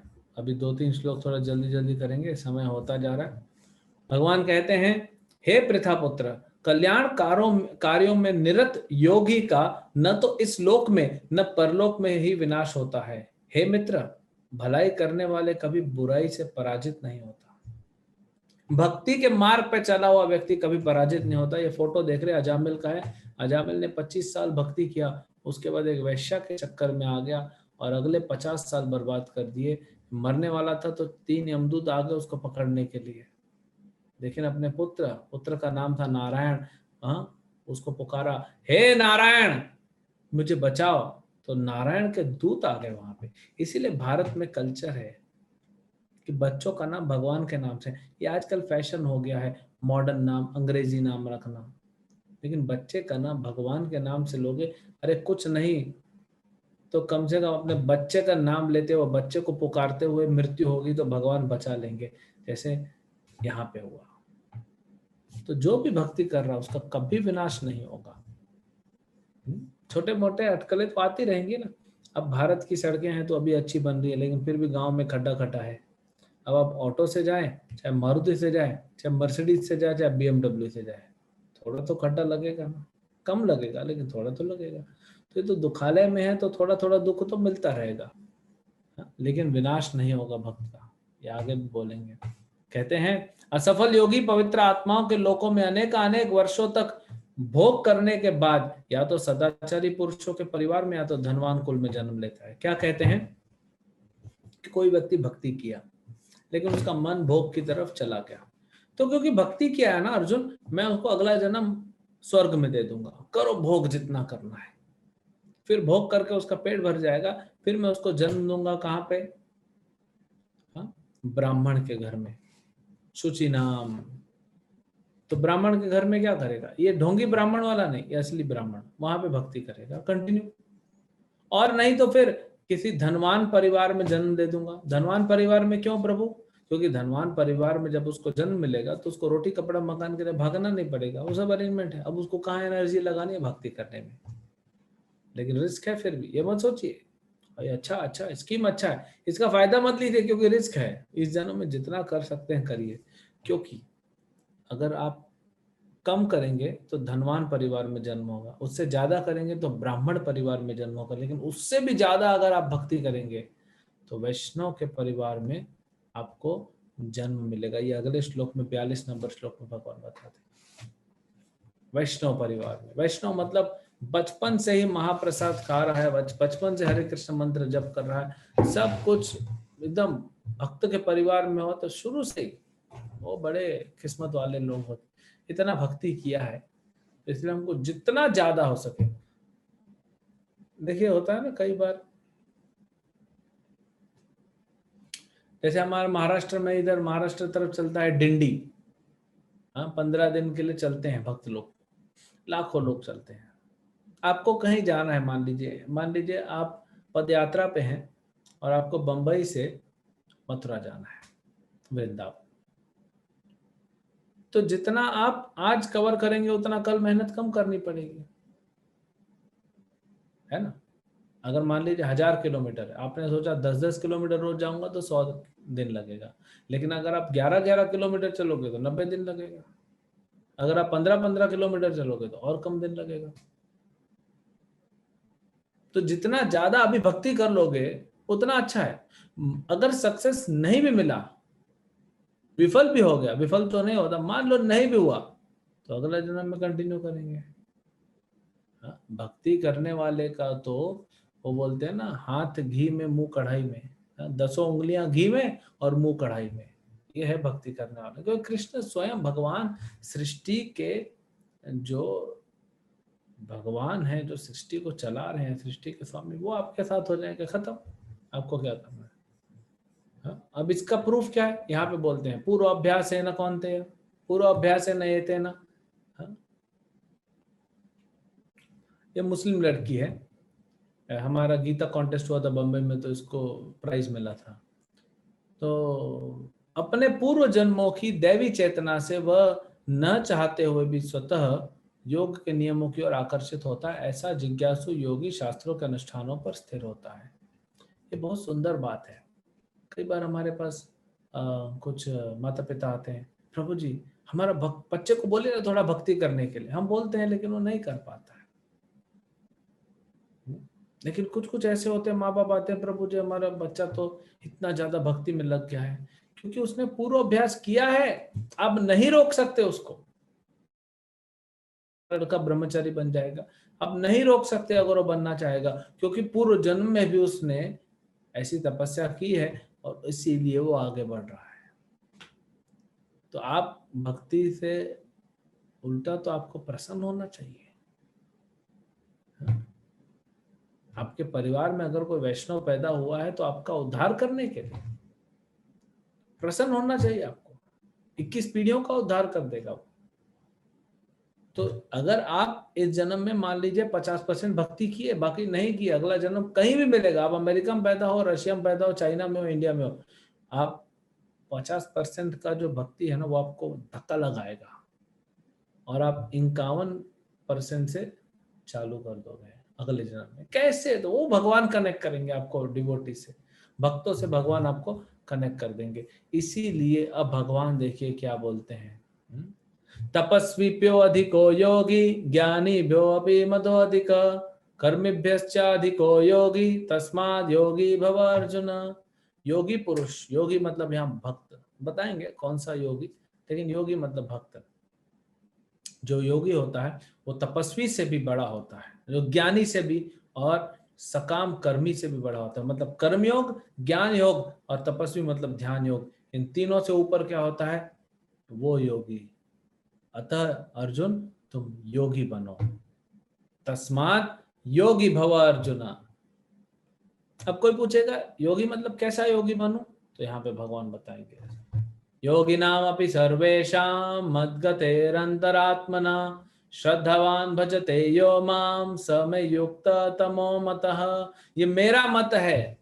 योगिनामपि सर्वेषां, समस्त योगियों में से जो योगी अत्यंत श्रद्धा पूर्वक मेरे परायण है, अपने अंतकरण में मेरे विषय में सोचता है और मेरी दिव्य प्रेमा भक्ति करता है, वह योग में मुझसे परम अंतरंग रूप से युक्त रहता है और सबों में सर्वोच्च है। ये मेरा मत है। तो कैसा योगी बनो, भक्त योगी बनो। यहाँ पे भक्तों की, हाँ, ये हमारे रूप गोस्वामी हमारे आचार्य खाली नहीं बैठते हमारे आचार्य। ये मत सोचिए भक्त लोग खाली बैठे हैं, नहीं, बहुत सेवा करते हैं। हमारे आचार्य ने बहुत सेवा की। तो कैसा योगी बनना है हमको? योगी नाम अपि सर्वेषां, बेस्ट योगी बनना है, टॉप मोस्ट योगी, और वो होता है भक्ति योगी। तो अभी 6ठे अध्याय के अंत में देखिए भक्ति योगी का डेफिनेशन दिए। अब 7वें अध्याय से भक्ति योग चालू होगा। अब भगवान भक्ति के बारे में बताना चालू करेंगे।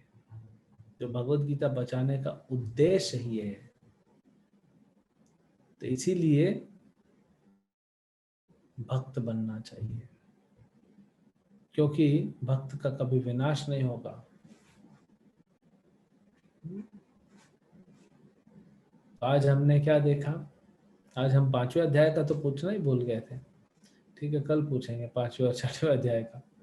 तो हमने देखा योग के 2 स्टेज हैं, योग रुरुक्ष और योग आरूढ़। धीरे धीरे आगे बढ़ते हैं, और योग करने के लिए बहुत सारी टेक्निकलिटीज हैं जो हम कर नहीं पाएंगे, और करने बैठोगे तो मन करने नहीं देगा। अर्जुन भी बोलते हैं मेरा मन नहीं हो रहा, तो भगवान बोलते हैं धीरे धीरे करो, मन को लगाओ अभ्यास से और वैराग से। और मान लीजिए आप थोड़ा भक्ति किया, मन भटक गया, नो प्रॉब्लम, फिर आ जाओ। मान लीजिए जीवन खत्म हो गया, मृत्यु हो गई, थोड़ा भक्ति किया, अगले जन्म में कंटिन्यू करोगे।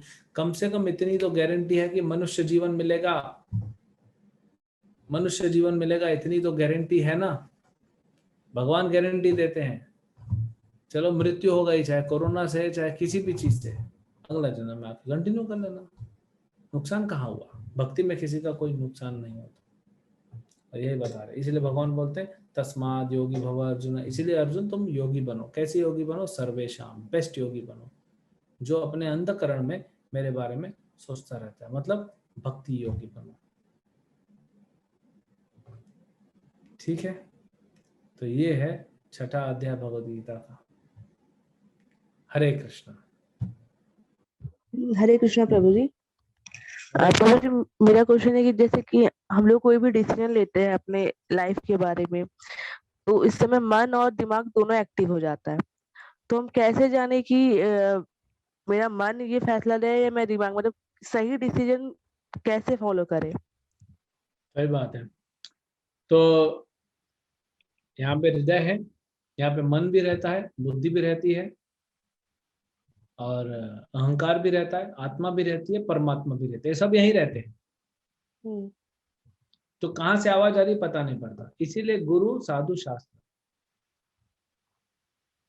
इसलिए हमें गुरु से पूछना चाहिए कि मैं क्या करूं। भक्तों से पूछना चाहिए और शास्त्र पढ़ने चाहिए। गीता पढ़ेंगे तो वो आवाज मन की है कि परमात्मा की, आपको पता पड़ जाएगा, नहीं तो आपको धोखा हो जाएगा। बहुत सारे लोग सोचते हैं मेरे अंदर से आवाज है इसीलिए मैं कर रहा हूँ। आतंकवादी को भी अंदर से आवाज आती है लोगों को मारने के लिए, तो क्या वो सही है क्या? नहीं। तो हमको इसीलिए गुरु साधु शास्त्र, तो इसीलिए आप जब करें, भगवत गीता पढ़ें और भक्तों से संपर्क में रहें, तो आपको गाइडेंस मिलेगा कि आप सही जा रहे हैं कि नहीं जा रहे। देखिए, पूछ के सही करना ज्यादा अच्छा है उससे कि बिना पूछे गलत दिशा में चले जाना, है ना, और फिर पछताना, तो अच्छा नहीं है। इसलिए पूछना चाहिए, गाइडेंस रहना चाहिए। Next question. Hare Krishna. Next Yogesh Rathi Prabhu ji, आप अनम्यूट करके प्रश्न पूछ सकते हैं। हरे कृष्ण प्रभु जी, दंडवत प्रणाम। हरे कृष्ण। प्रभु जी, जैसा आपने कहा कि भक्ति का अकाउंट जैसे जन्मों जन्म तक बढ़ता ही रहेगा, उसमें कोई कमी नहीं आने वाली। यदि हम भौतिक इच्छाओं से अभी समझो इस जन्म में अगले जन्म में भी जुड़ना चाहे, तो क्या भौतिक इच्छाओं का भी अकाउंट चलता ही रहता है? उसके भी साइड इफेक्ट चलते रहते हैं? हाँ, भौतिक इच्छा जब तक खत्म नहीं होगी भगवान आपको अपने घर बुलाएंगे नहीं, क्योंकि इच्छा है ना। तो भगवान या तो आपकी इच्छा, अलग अलग तरीके से भगवान इच्छा पूरी करते हैं। अगर आप बहुत दृढ़ भक्त हैं तो भगवान तो आपकी इच्छा को काट देंगे, नहीं पूरा करना है। आप बोलोगे ठीक है प्रभु, नहीं पूरा कर रहे हो, फिर भी मैं आपको छोड़ूंगा नहीं, भक्ति करूंगा। किसी के साथ ऐसा करते हैं कि उसको सपने में ही पूरा कर देते हैं कई बार। इसमें मैं दूसरा प्रश्न लूंगा क्योंकि ये बहुत डीप कॉन्सेप्ट है, कैसे हो जाता है, भगवान कर देते हैं। तीसरा है, भगवान देखते हैं कि चलो किसी की इच्छा है पूरी कर दो, फिर भक्ति करेगा। तो अलग अलग लेवल पे भगवान अलग अलग डील करते हैं, लेकिन हमको क्या करना चाहिए, जितना हो सकता है कम करना चाहिए। भगवान को तकलीफ होती है ना सफाई करने में। आप पोछा लगा रहे हैं, हाँ, सफेद आपने टाइल्स लगा के रखी है घर में, और कोई बाहर से आता है जूता पहने कीचड़ में पच पच पच पच, तो कितना आपको बुरा लगता है। अरे अभी सफाई किया, अभी जूता वाला बुरा लगा दिया, फिर आपको सफाई। तो हम क्यों भगवान को और गुरु को तकलीफ दें सफाई करने को? हम गंदा ही क्यों करें कि उनको सफाई करना पड़े? वो करेंगे, लेकिन हम क्यों करें? बच्चा छोटा था 2 महीने का, तो माँ की गोद में मल मूत्र कर देता था त्याग। अब वो 5 साल का हो गया, जाके बाथरूम जा सकता है ना। 10 साल का हो गया, 20 साल का, नहीं अभी भी मम्मी की गोद में बैठ के करूंगा। तो क्यों ऐसा? तो नहीं करना चाहिए। हम भगवान पे और गुरु पे बोझ नहीं बनना चाहिए, है ना। Next question. हरे कृष्णा प्रभु जी। हरे कृष्ण। धन्यवाद प्रभु। धन्यवाद। प्रभु जी, मैं ये जानना चाहती थी कि जैसे आज के जो मेडिटेशन जो कराते हैं, वो कहते हैं कि हम मन को स्थिर रखना सिखाते हैं, मन को कंट्रोल करना सिखाते हैं। तो क्या हमारी किसी मतलब हम ऐसा कर सकते हैं मेडिटेशन से उससे? आप तो उनके स्टूडेंट से पूछिए, आज तक किसी का मन कंट्रोल में कर पाए क्या? वो गुरु तो झूठ बोलेगा ही बोलेगा, क्योंकि उसको तो अपना धंधा चलाना जी प्रभु जी। है ना। आप उससे पूछिए। अब उस दुनिया में एक व्यक्ति मेरे सामने लेके आइए जिसने भक्ति मार्ग को छोड़ के किसी और मार्ग के द्वारा मन को कंट्रोल किया। तो भक्ति मार्ग में प्रभु जी कर्म कांड करना जरूरी है, पूजा करना और सेवा करना जरूरी है। भक्ति में कर्म कांड नहीं होता है, लेकिन जब आप भगवान की पूजा करते हैं तो भक्ति का कार्य होता है। तो भक्ति का कार्य है। तो ये करे बिना क्या हम खाली मेडिटेशन से अपने मन को स्थिर रख खाली सकते हैं? मेडिटेशन मतलब क्या? हरे कृष्ण महामंत्र जप करना? नहीं प्रभु जी, मेडिटेशन तो भक्ति में है ही नहीं। भक्ति में जो मेडिटेशन आजकल ऐसा बताया ही नहीं गया। भक्ति का मतलब है श्रवण कीर्तन विष्णु स्मरणम। आपको स्मरण करना है, मेडिटेशन करना है, तो श्रवण और कीर्तन करना पड़ेगा। जी प्रभु जी। क्योंकि भक्ति मतलब क्या है? भक्ति मतलब सेवा है। अरे भगवान आपके मान लीजिए कल को आपके घर में मैं आता हूँ 2 घंटे के लिए, हम उधर से गुजर रहे हैं, आपके घर आ गए, तो आप क्या करोगे? आपकी सेवा प्रभु जी। तो भगवान की सेवा ही तो करनी है। सेवा से क्यों भागना चाहते हो? मेडिटेशन, भगवान नहीं चाहते आप मेडिटेशन करो। भगवान आपके सामने बैठे, आप भगवान के सामने बैठे और बैठ के एक दूसरे को देख रहे हो, क्या फायदा? अरे उठिए, थोड़ा भगवान के पैर वैर धोइए, भगवान के चरण धोइए, चरणामृत पीजिए, भगवान को पंखा कीजिए, भगवान के लिए कुछ पानी लेके आइए, कुछ नाश्ता लेके आइए, कुछ बनाइए।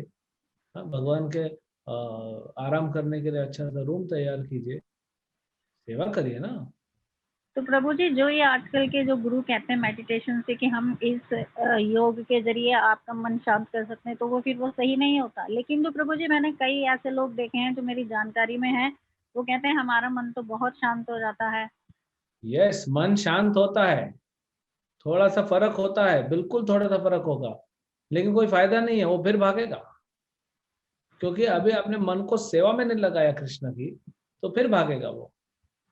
और टेम्पररी थोड़ा शांति मिलती है, टेम्पररी। उसको मन शांत होना नहीं बोलते हैं, टेम्पररी शांत होना बोलते हैं उसको, थोड़ी देर के लिए, है ना। जैसे गन्ने का जूस निकालने का मशीन होता है, तो उसके मशीन में दांत होते हैं, ऐसा दांत ऐसा ऐसा फंसते जाता है, गन्ना फंसते जाता है। जी। तो जब एक दांत दूसरे दांत से टकराता है तो गन्ने का चटनी बन जाता है। फिर इधर ये टकराने के बीच में थोड़ा सा समय होता है, देखिए ऐसे आया, अब ये कुछ सेकंड के लिए दोनों दांत हट गए, तो उसको लगता है हाँ, मन शांत हो गया। वो बोल रहा है, आप उसको थोड़ा देखिए, कुछ दिनों में उसका असली चेहरा सामने आ जाएगा। इतना आसान नहीं। भगवान अर्जुन रिजेक्ट कर दिया तो फिर उसको कौन कर सकता है, बताइए।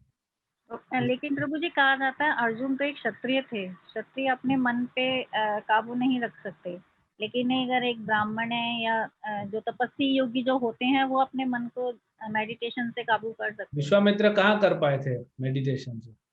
1000 साल मेडिटेशन किए, आ गई ना मेनका, आ गई ना। आंख बंद थी, सिर्फ मेनका की घुंघरू की आवाज सुन के हो गया ना मेडिटेशन भंग। सतयुग की बात कर रहा हूं मैं तो। जी प्रभु जी। फिर और आज तो सब शूद्र हैं, कलौ संभवा शूद्र, भागवत बोलता है सब शूद्र है, कौन ब्राह्मण है कौन क्षत्रिय है, सब शूद्र है। तो नहीं होगा। आप कितना प्रयास कर लीजिए, चलिए आप 50 साल लीजिए, आप 100 साल लीजिए, आप करके दिखाइए। ये हम नहीं कह रहे हैं, हम आपको चैलेंज नहीं कर रहे, शास्त्र बोल रहे, भगवान बोलते हैं होगा ही नहीं। तो आप उसमें क्यों एनर्जी लगा रहे हो, जहाँ भगवान मना कर रहे हैं आप क्यों मेडिटेशन के पीछे पड़े हैं। आप हरे कृष्ण मंत्र कीजिए, उसको मंत्र मेडिटेशन बोलते हैं, आप देखेंगे आपका ज्यादा बेनिफिट, जल्दी आपको पकड़ में आ जाएगा। मन को आप जीरो पे मत लाइए, शांत करना मतलब मन को जीरो पे लाना, आप मन को सीधा सेवा में लगा दीजिए। फिर आप शूद्र हैं कि ब्राह्मण है कि वैश्य है कि क्षत्रिय, उससे फर्क नहीं पड़ता है। हा? आप तुरंत मन को सेवा में लगा सकते हैं। आप स्त्री है पुरुष है बच्चा है बूढ़ा है, उससे फर्क नहीं पड़ेगा, हर कोई अपने भक्ति कर सकता है। धन्यवाद प्रभु जी। हरे कृष्ण। हरे कृष्ण। मुझे रामेंद्र प्रभु जी प्रश्न पूछ रहे हैं चैट बॉक्स में। प्रभु जी, मैं जग्गी सदगुरु से ज्ञान प्राप्त कर सकता हूँ क्या? मेरे दीक्षा गुरु श्री विश्वक्षेणाचार्य त्रिदंडी स्वामी के शिष्य लक्ष्मीपति जीआर स्वामी जी हैं। अरे आपके जीयर स्वामी अगर आपके गुरु हैं तो आप क्यों इधर उधर भटक रहे हो संसार में। प्रामाणिक गुरु है, आप इधर उधर क्यों भटक रहे हो, उन्हीं से लो ना शिक्षा। हाँ? आप उस व्यक्ति के पास जा रहे हो, शिक्षा लेने की सोच रहे हो, तो खुद प्रामाणिक नहीं है, क्यों जाना उनके पास।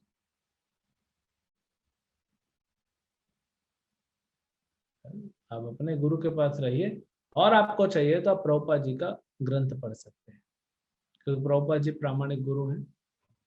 आपके गुरु भी दीक्षा गुरु मना नहीं करेंगे, प्रभुपाद के ग्रंथ सभी पढ़ते हैं। ठीक है। हरे कृष्णा प्रभु जी। हरे कृष्ण। आज मेरे 2 क्वेश्चंस हैं। पहला ये कि आपने बताया था कि भगवान पेरेंट्स से बड़े भगवान होते हैं। तो मैं जो भी सेशंस यहाँ पे सुनती हूँ, मैं अपने फ्रेंड्स को और अपने फैमिली मेंबर्स को सबको शेयर करती हूँ। तो ये मेरे फैमिली के साइड से क्वेश्चन है कि माँ बाप से बड़े भगवान कैसे हो सकते हैं। स्पेशली ये मेरे डैड का क्वेश्चन है। तो आप अपने पिताजी से पूछिए कि आपको जन्म किसने दिया, उनके हाँ, पिताजी। मैंने बोला उनको, लेकिन फिर भी वो थोड़े क्वेश्चन मार्क ही है कि मतलब पेरेंट्स से बड़े भगवान कैसे हो सकते हैं, क्योंकि अरे सतयुग के टाइम पे अपने को बोला जाता था कि आप माँ बाप की पूजा करोगे मतलब भगवान की पूजा होती है। नहीं नहीं नहीं नहीं, ये सब मूवीज में दिखाया गया, कहीं पे भी नहीं बोला गया। अरे ओके। सतयुग में प्रहलाद महाराज के बाप को मारने के लिए नरसिंह देव पैदा हुए, यानी प्रकट हुए, नरसिंह देव को माला पहना रहे। हम्म। क्यों? बाप का पूजा नहीं किया था प्रहलाद ने, बाप असुर था उसका, राक्षस था, तो बोला आपका पूजा नहीं कर सकता, अब राक्षस हो, मैं विष्णु को भक्ति करूंगा। ये सब राइट। ना मूवीज में दिखाया गया है। और गणपति जी चक्कर लगाते हैं 7 बार महादेव के और पार्वती के, उसका शादी हो जाता है। हाँ। ये सब नौटंकी दिखाया गया है, कुछ अच्छा, भी सत्य मतलब नहीं। अभी हमको जो स्पिरिचुअल सीरियल्स दिखाते हैं, जैसे आपने कल नहीं बोला देखना कि चाहिए। कर्ण को हीरो बना दिया एंड वो विलन था, तो अभी मैं ज्यादातर स्पिरिचुअल ही चीजें बहुत देखती हूँ। मैं सोचती हूँ कि ये सब देखूंगी तो मुझे थोड़ा माइंड थोड़ा शांत होगा, कुछ अच्छी चीजें सीखूंगी, लेकिन हम लोग वो सब चीजें देख के भी कुछ गलत ही लेसन्स लेते हैं। लाइक कर्ण को हीरो बनाया, जैसे आपने बोला, एकलव्य को भी हीरो बना दिया, द्रोण ने उसका थंब मांगा। तो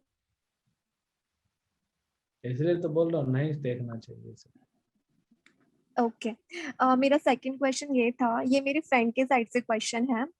उन्होंने बोला कि जब कुछ नहीं था दुनिया में, तो सिर्फ एक आवाज था, दैट इज ओम। तो फिर मतलब उनका क्वेश्चन ये है कि हम लोग पहले, मतलब मैं भी पहले मेडिटेशन करती थी तो सिर्फ ओम का उच्चारण करती थी, बट जब से मैंने सेशंस अटेंड करने लगा तब से मैंने हरे कृष्णा महामंत्र चालू किया, and I really see the changes in me. मतलब एक तरह से एक्सरसाइज भी होता है जब हम हरे कृष्णा महामंत्र बोलते हैं जिस स्पीड से, एंड एक्सेल करते हैं, तो एक तरह का वो कपालभाति टाइप सी हो जाता है, मतलब आपका एक्सरसाइज भी होता है, आपका बेनिफिट भी है। तो वही इसका क्वेश्चन है कि ओम उच्चारण तो पहले आया था, तो हमें महामंत्र क्यों जपना चाहिए, क्योंकि उनके भी नजरिए में शिव भगवान ही बड़े हैं। ऐसा मैं लोगों को बहुत समझाती हूँ कि शिव भगवान भगवान को भी खुद कृष्ण का प्रेम ही चाहिए, वो खुद इतना संन्यास में लीन रहता है, बट फिर भी वो लोग समझ नहीं पाते।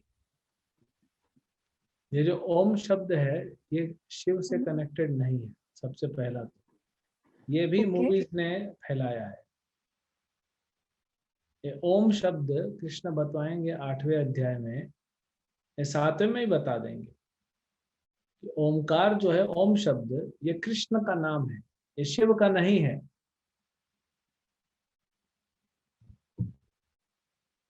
ओम शब्द जैसे कृष्ण है, कृष्ण का स्वरूप है, और कृष्ण की दिव्य ज्योति निकलती है जिसको बोलते हैं ब्रह्म ज्योति, निराकार। तो वैसे हरे कृष्ण महामंत्र का स्वरूप है, और उस हरे कृष्ण महामंत्र का निराकार शब्द जो है वो ओम है। तो ओम का शिव से संबंध नहीं है, ओम कृष्ण का ही है। तो पूरे संसार को घुमा दिया है मूवीज में, दिखा दिखा। कहीं भी ओम का हो गया तो वो शिव का हो गया। अरे जब ओम का मतलब शिव होता है तो ओम का, शिव का मंत्र ओम नमः शिवाय क्यों हो गया? नमः मतलब प्रणाम करना, शिवा मतलब शिव को, तो ओम क्यों आ रहा है वहां पे? 2 बार शिव क्यों आएगा? ओम नमः शिवाय, ओम गणेशाय नमः, ओम पार्वती नमः, ओम ब्रह्माय, क्यों ओम आ रहा है सबके पहले? ये ओम विष्णु का नाम है। ओम मतलब भगवान विष्णु। अब इसको समझाएंगे 7वें 8वें अध्याय में आएगा ना, तब पूछिएगा, है ना, तब समझाएंगे आपको। दूसरी बात आपने पूछी, इसी में था, तो ओम के पहले संसार में कुछ नहीं था, ऐसा कुछ नहीं। कृष्ण हमेशा से रहे हैं। अगर आपके मोहल्ले में जहां आप रहते हैं वहां पे खाली जमीन पड़ी है, आपका घर है और भी बहुत सारे घर हैं, लेकिन कहीं पे खाली जमीन का टुकड़ा, अब वहां पे कोई घर बनाता है, ठीक है, वहां खाली जमीन थी, उसके बाद वो घर बना, आप कह सकते हैं आपका, लेकिन इसका मतलब तो नहीं कि और कुछ नहीं था, आपका घर तो पहले से भी था ना। तो इस संसार में ओम से सृष्टि होती है, बिल्कुल सही बात है, लेकिन ओम भगवान कृष्ण का ही शब्द है, शब्द ध्वनि। लेकिन दूसरे संसार तो थे, और पूरा भौतिक संसार का सृष्टि भी भगवान से होता है, लेकिन आध्यात्मिक संसार तो है ना, वो तो खत्म नहीं होता, वो कभी खत्म नहीं होता, वो तो शुरू से है। भगवान राधा रास बिहारी हमेशा वहां पे लीला करते हैं। ये भी 8वें अध्याय में आएगा, भूत्वा भूत्वा प्रलीयते। ये भौतिक संसार बनता है खत्म होता है, बनता है खत्म होता है, बनता है खत्म होता है, लेकिन आध्यात्मिक संसार परमानेंट है। ठीक है। प्रकाश मोटवानी प्रभु जी पूछ रहे हैं, Hare Krishna, I have accepted my father as my guru. I couldn't express him much this. Now he is no more. What should I do? तो father mother they are natural gurus, but बहुत सारे गुरु होते हैं, तो फादर और मदर हमको कुछ सिखाते हैं, लेकिन जरूरी नहीं कि भक्ति से रिलेटेड सिखाए। तो अब आप एक्सप्रेस नहीं कर पाए, अब वो नहीं रहे, नो प्रॉब्लम। आप जब भक्ति कर रहे हैं तो अपने आप उनको बेनिफिट मिल रहा है, अगर नहीं भी एक्सप्रेस किए तो भी उनको बेनिफिट मिल रहा है ना। तो अपने माता पिता के लिए करना गलत नहीं है, लेकिन भक्ति के माध्यम से करना चाहिए। जैसे अभी एक प्रश्न आया था, माता पिता भगवान है, नहीं, माता पिता भगवान से बड़े नहीं है ना, वो भगवान है। जो पिता और माता बच्चे को भगवान की भक्ति में लगाते हैं, वे भगवान के स्वरूप माने गए हैं, क्योंकि वे भगवान के प्रतिनिधि हैं, क्योंकि बच्चा उनका नहीं है। ये समझ में आता है कि बच्चा भगवान की देन है। माँ के गर्भ में बच्चा पल रहा है, माँ को पता नहीं लड़का है कि लड़की है, माँ को पता नहीं कितना बड़ा है, गोरा पैदा होगा कि काला पैदा होगा कि सांवला होगा, माँ को पता नहीं उसकी आंखें कैसी है, और बच्चे को पाल रही है। फिर बच्चा किसका है? कैसे बच्चा खा रहा है, माँ तो खा रही है, लेकिन बच्चे को कैसे पोषण मिल रहा है, खाना मिल रहा है, वो किसी को पता नहीं। तो बच्चा किसका है? तो वो भगवान का है। शरीर भगवान देते बच्चे को, आत्मा भगवान का अंश है, तो फिर माँ बाप का क्या रोल है? वो निमित्त बनते हैं, उनका रोल है वो निमित्त बनते हैं, इंस्ट्रूमेंट बनते हैं। तो माँ बाप का जिम्मेदारी है। इसलिए सुमित्रा, लक्ष्मण की माँ ने लक्ष्मण से क्या कहा, बेटा राम ही दशरथ है, सीता ही तुम्हारी माँ है। राम तुम्हारे पिता, सीता तुम्हारी माँ, तुम इन्हीं दोनों का सेवा करो। ये है माँ, इसको बोलते हैं माँ बाप। तब ये बनते हैं भगवान के प्रतिनिधि, क्योंकि हमको उधर भेजते हैं, है ना। और नहीं तो भी माँ बाप गुरु हैं, क्योंकि हमको कुछ भौतिक तो सिखाया, हमको चलना सिखाया, कपड़े पहनना सिखाया, खाना खाना सिखाया, बोलना सिखाया, कुछ तो सिखाया, है ना। तो इसलिए हमारा कृतज्ञता तो उनके प्रति होना ही चाहिए। हम नहीं कह रहे we should not be grateful, we should be grateful, they have given us this body, we should be grateful. लेकिन अब अगर आपने एक्सप्रेस नहीं किया, कई बार वो ग्रेटफुलनेस में हम लोग सेंटिमेंटल हो जाते हैं और भगवान के साथ कंपेयर करने लगते हैं। भगवान भगवान, भगवान अपनी जगह पे है। तो अगर आपने ग्रेटिट्यूड एक्सप्रेस नहीं किया, नो प्रॉब्लम, आप चैंटिंग करते रहिए, भक्ति करते रहिए, आपके पिताजी को तो अपने आप बेनिफिट मिल जाएगा, क्योंकि अब उनके बारे में कहीं ना कहीं स्मरण चल रहा है। भगवान देख रहे हैं आपके मन में कौन कौन भरा हुआ है, किसका किसका विचार आ रहा है, तो भगवान उनको बेनिफिट भी अपने आप देंगे। हरे कृष्ण। श्रील प्रभुपाद की जय।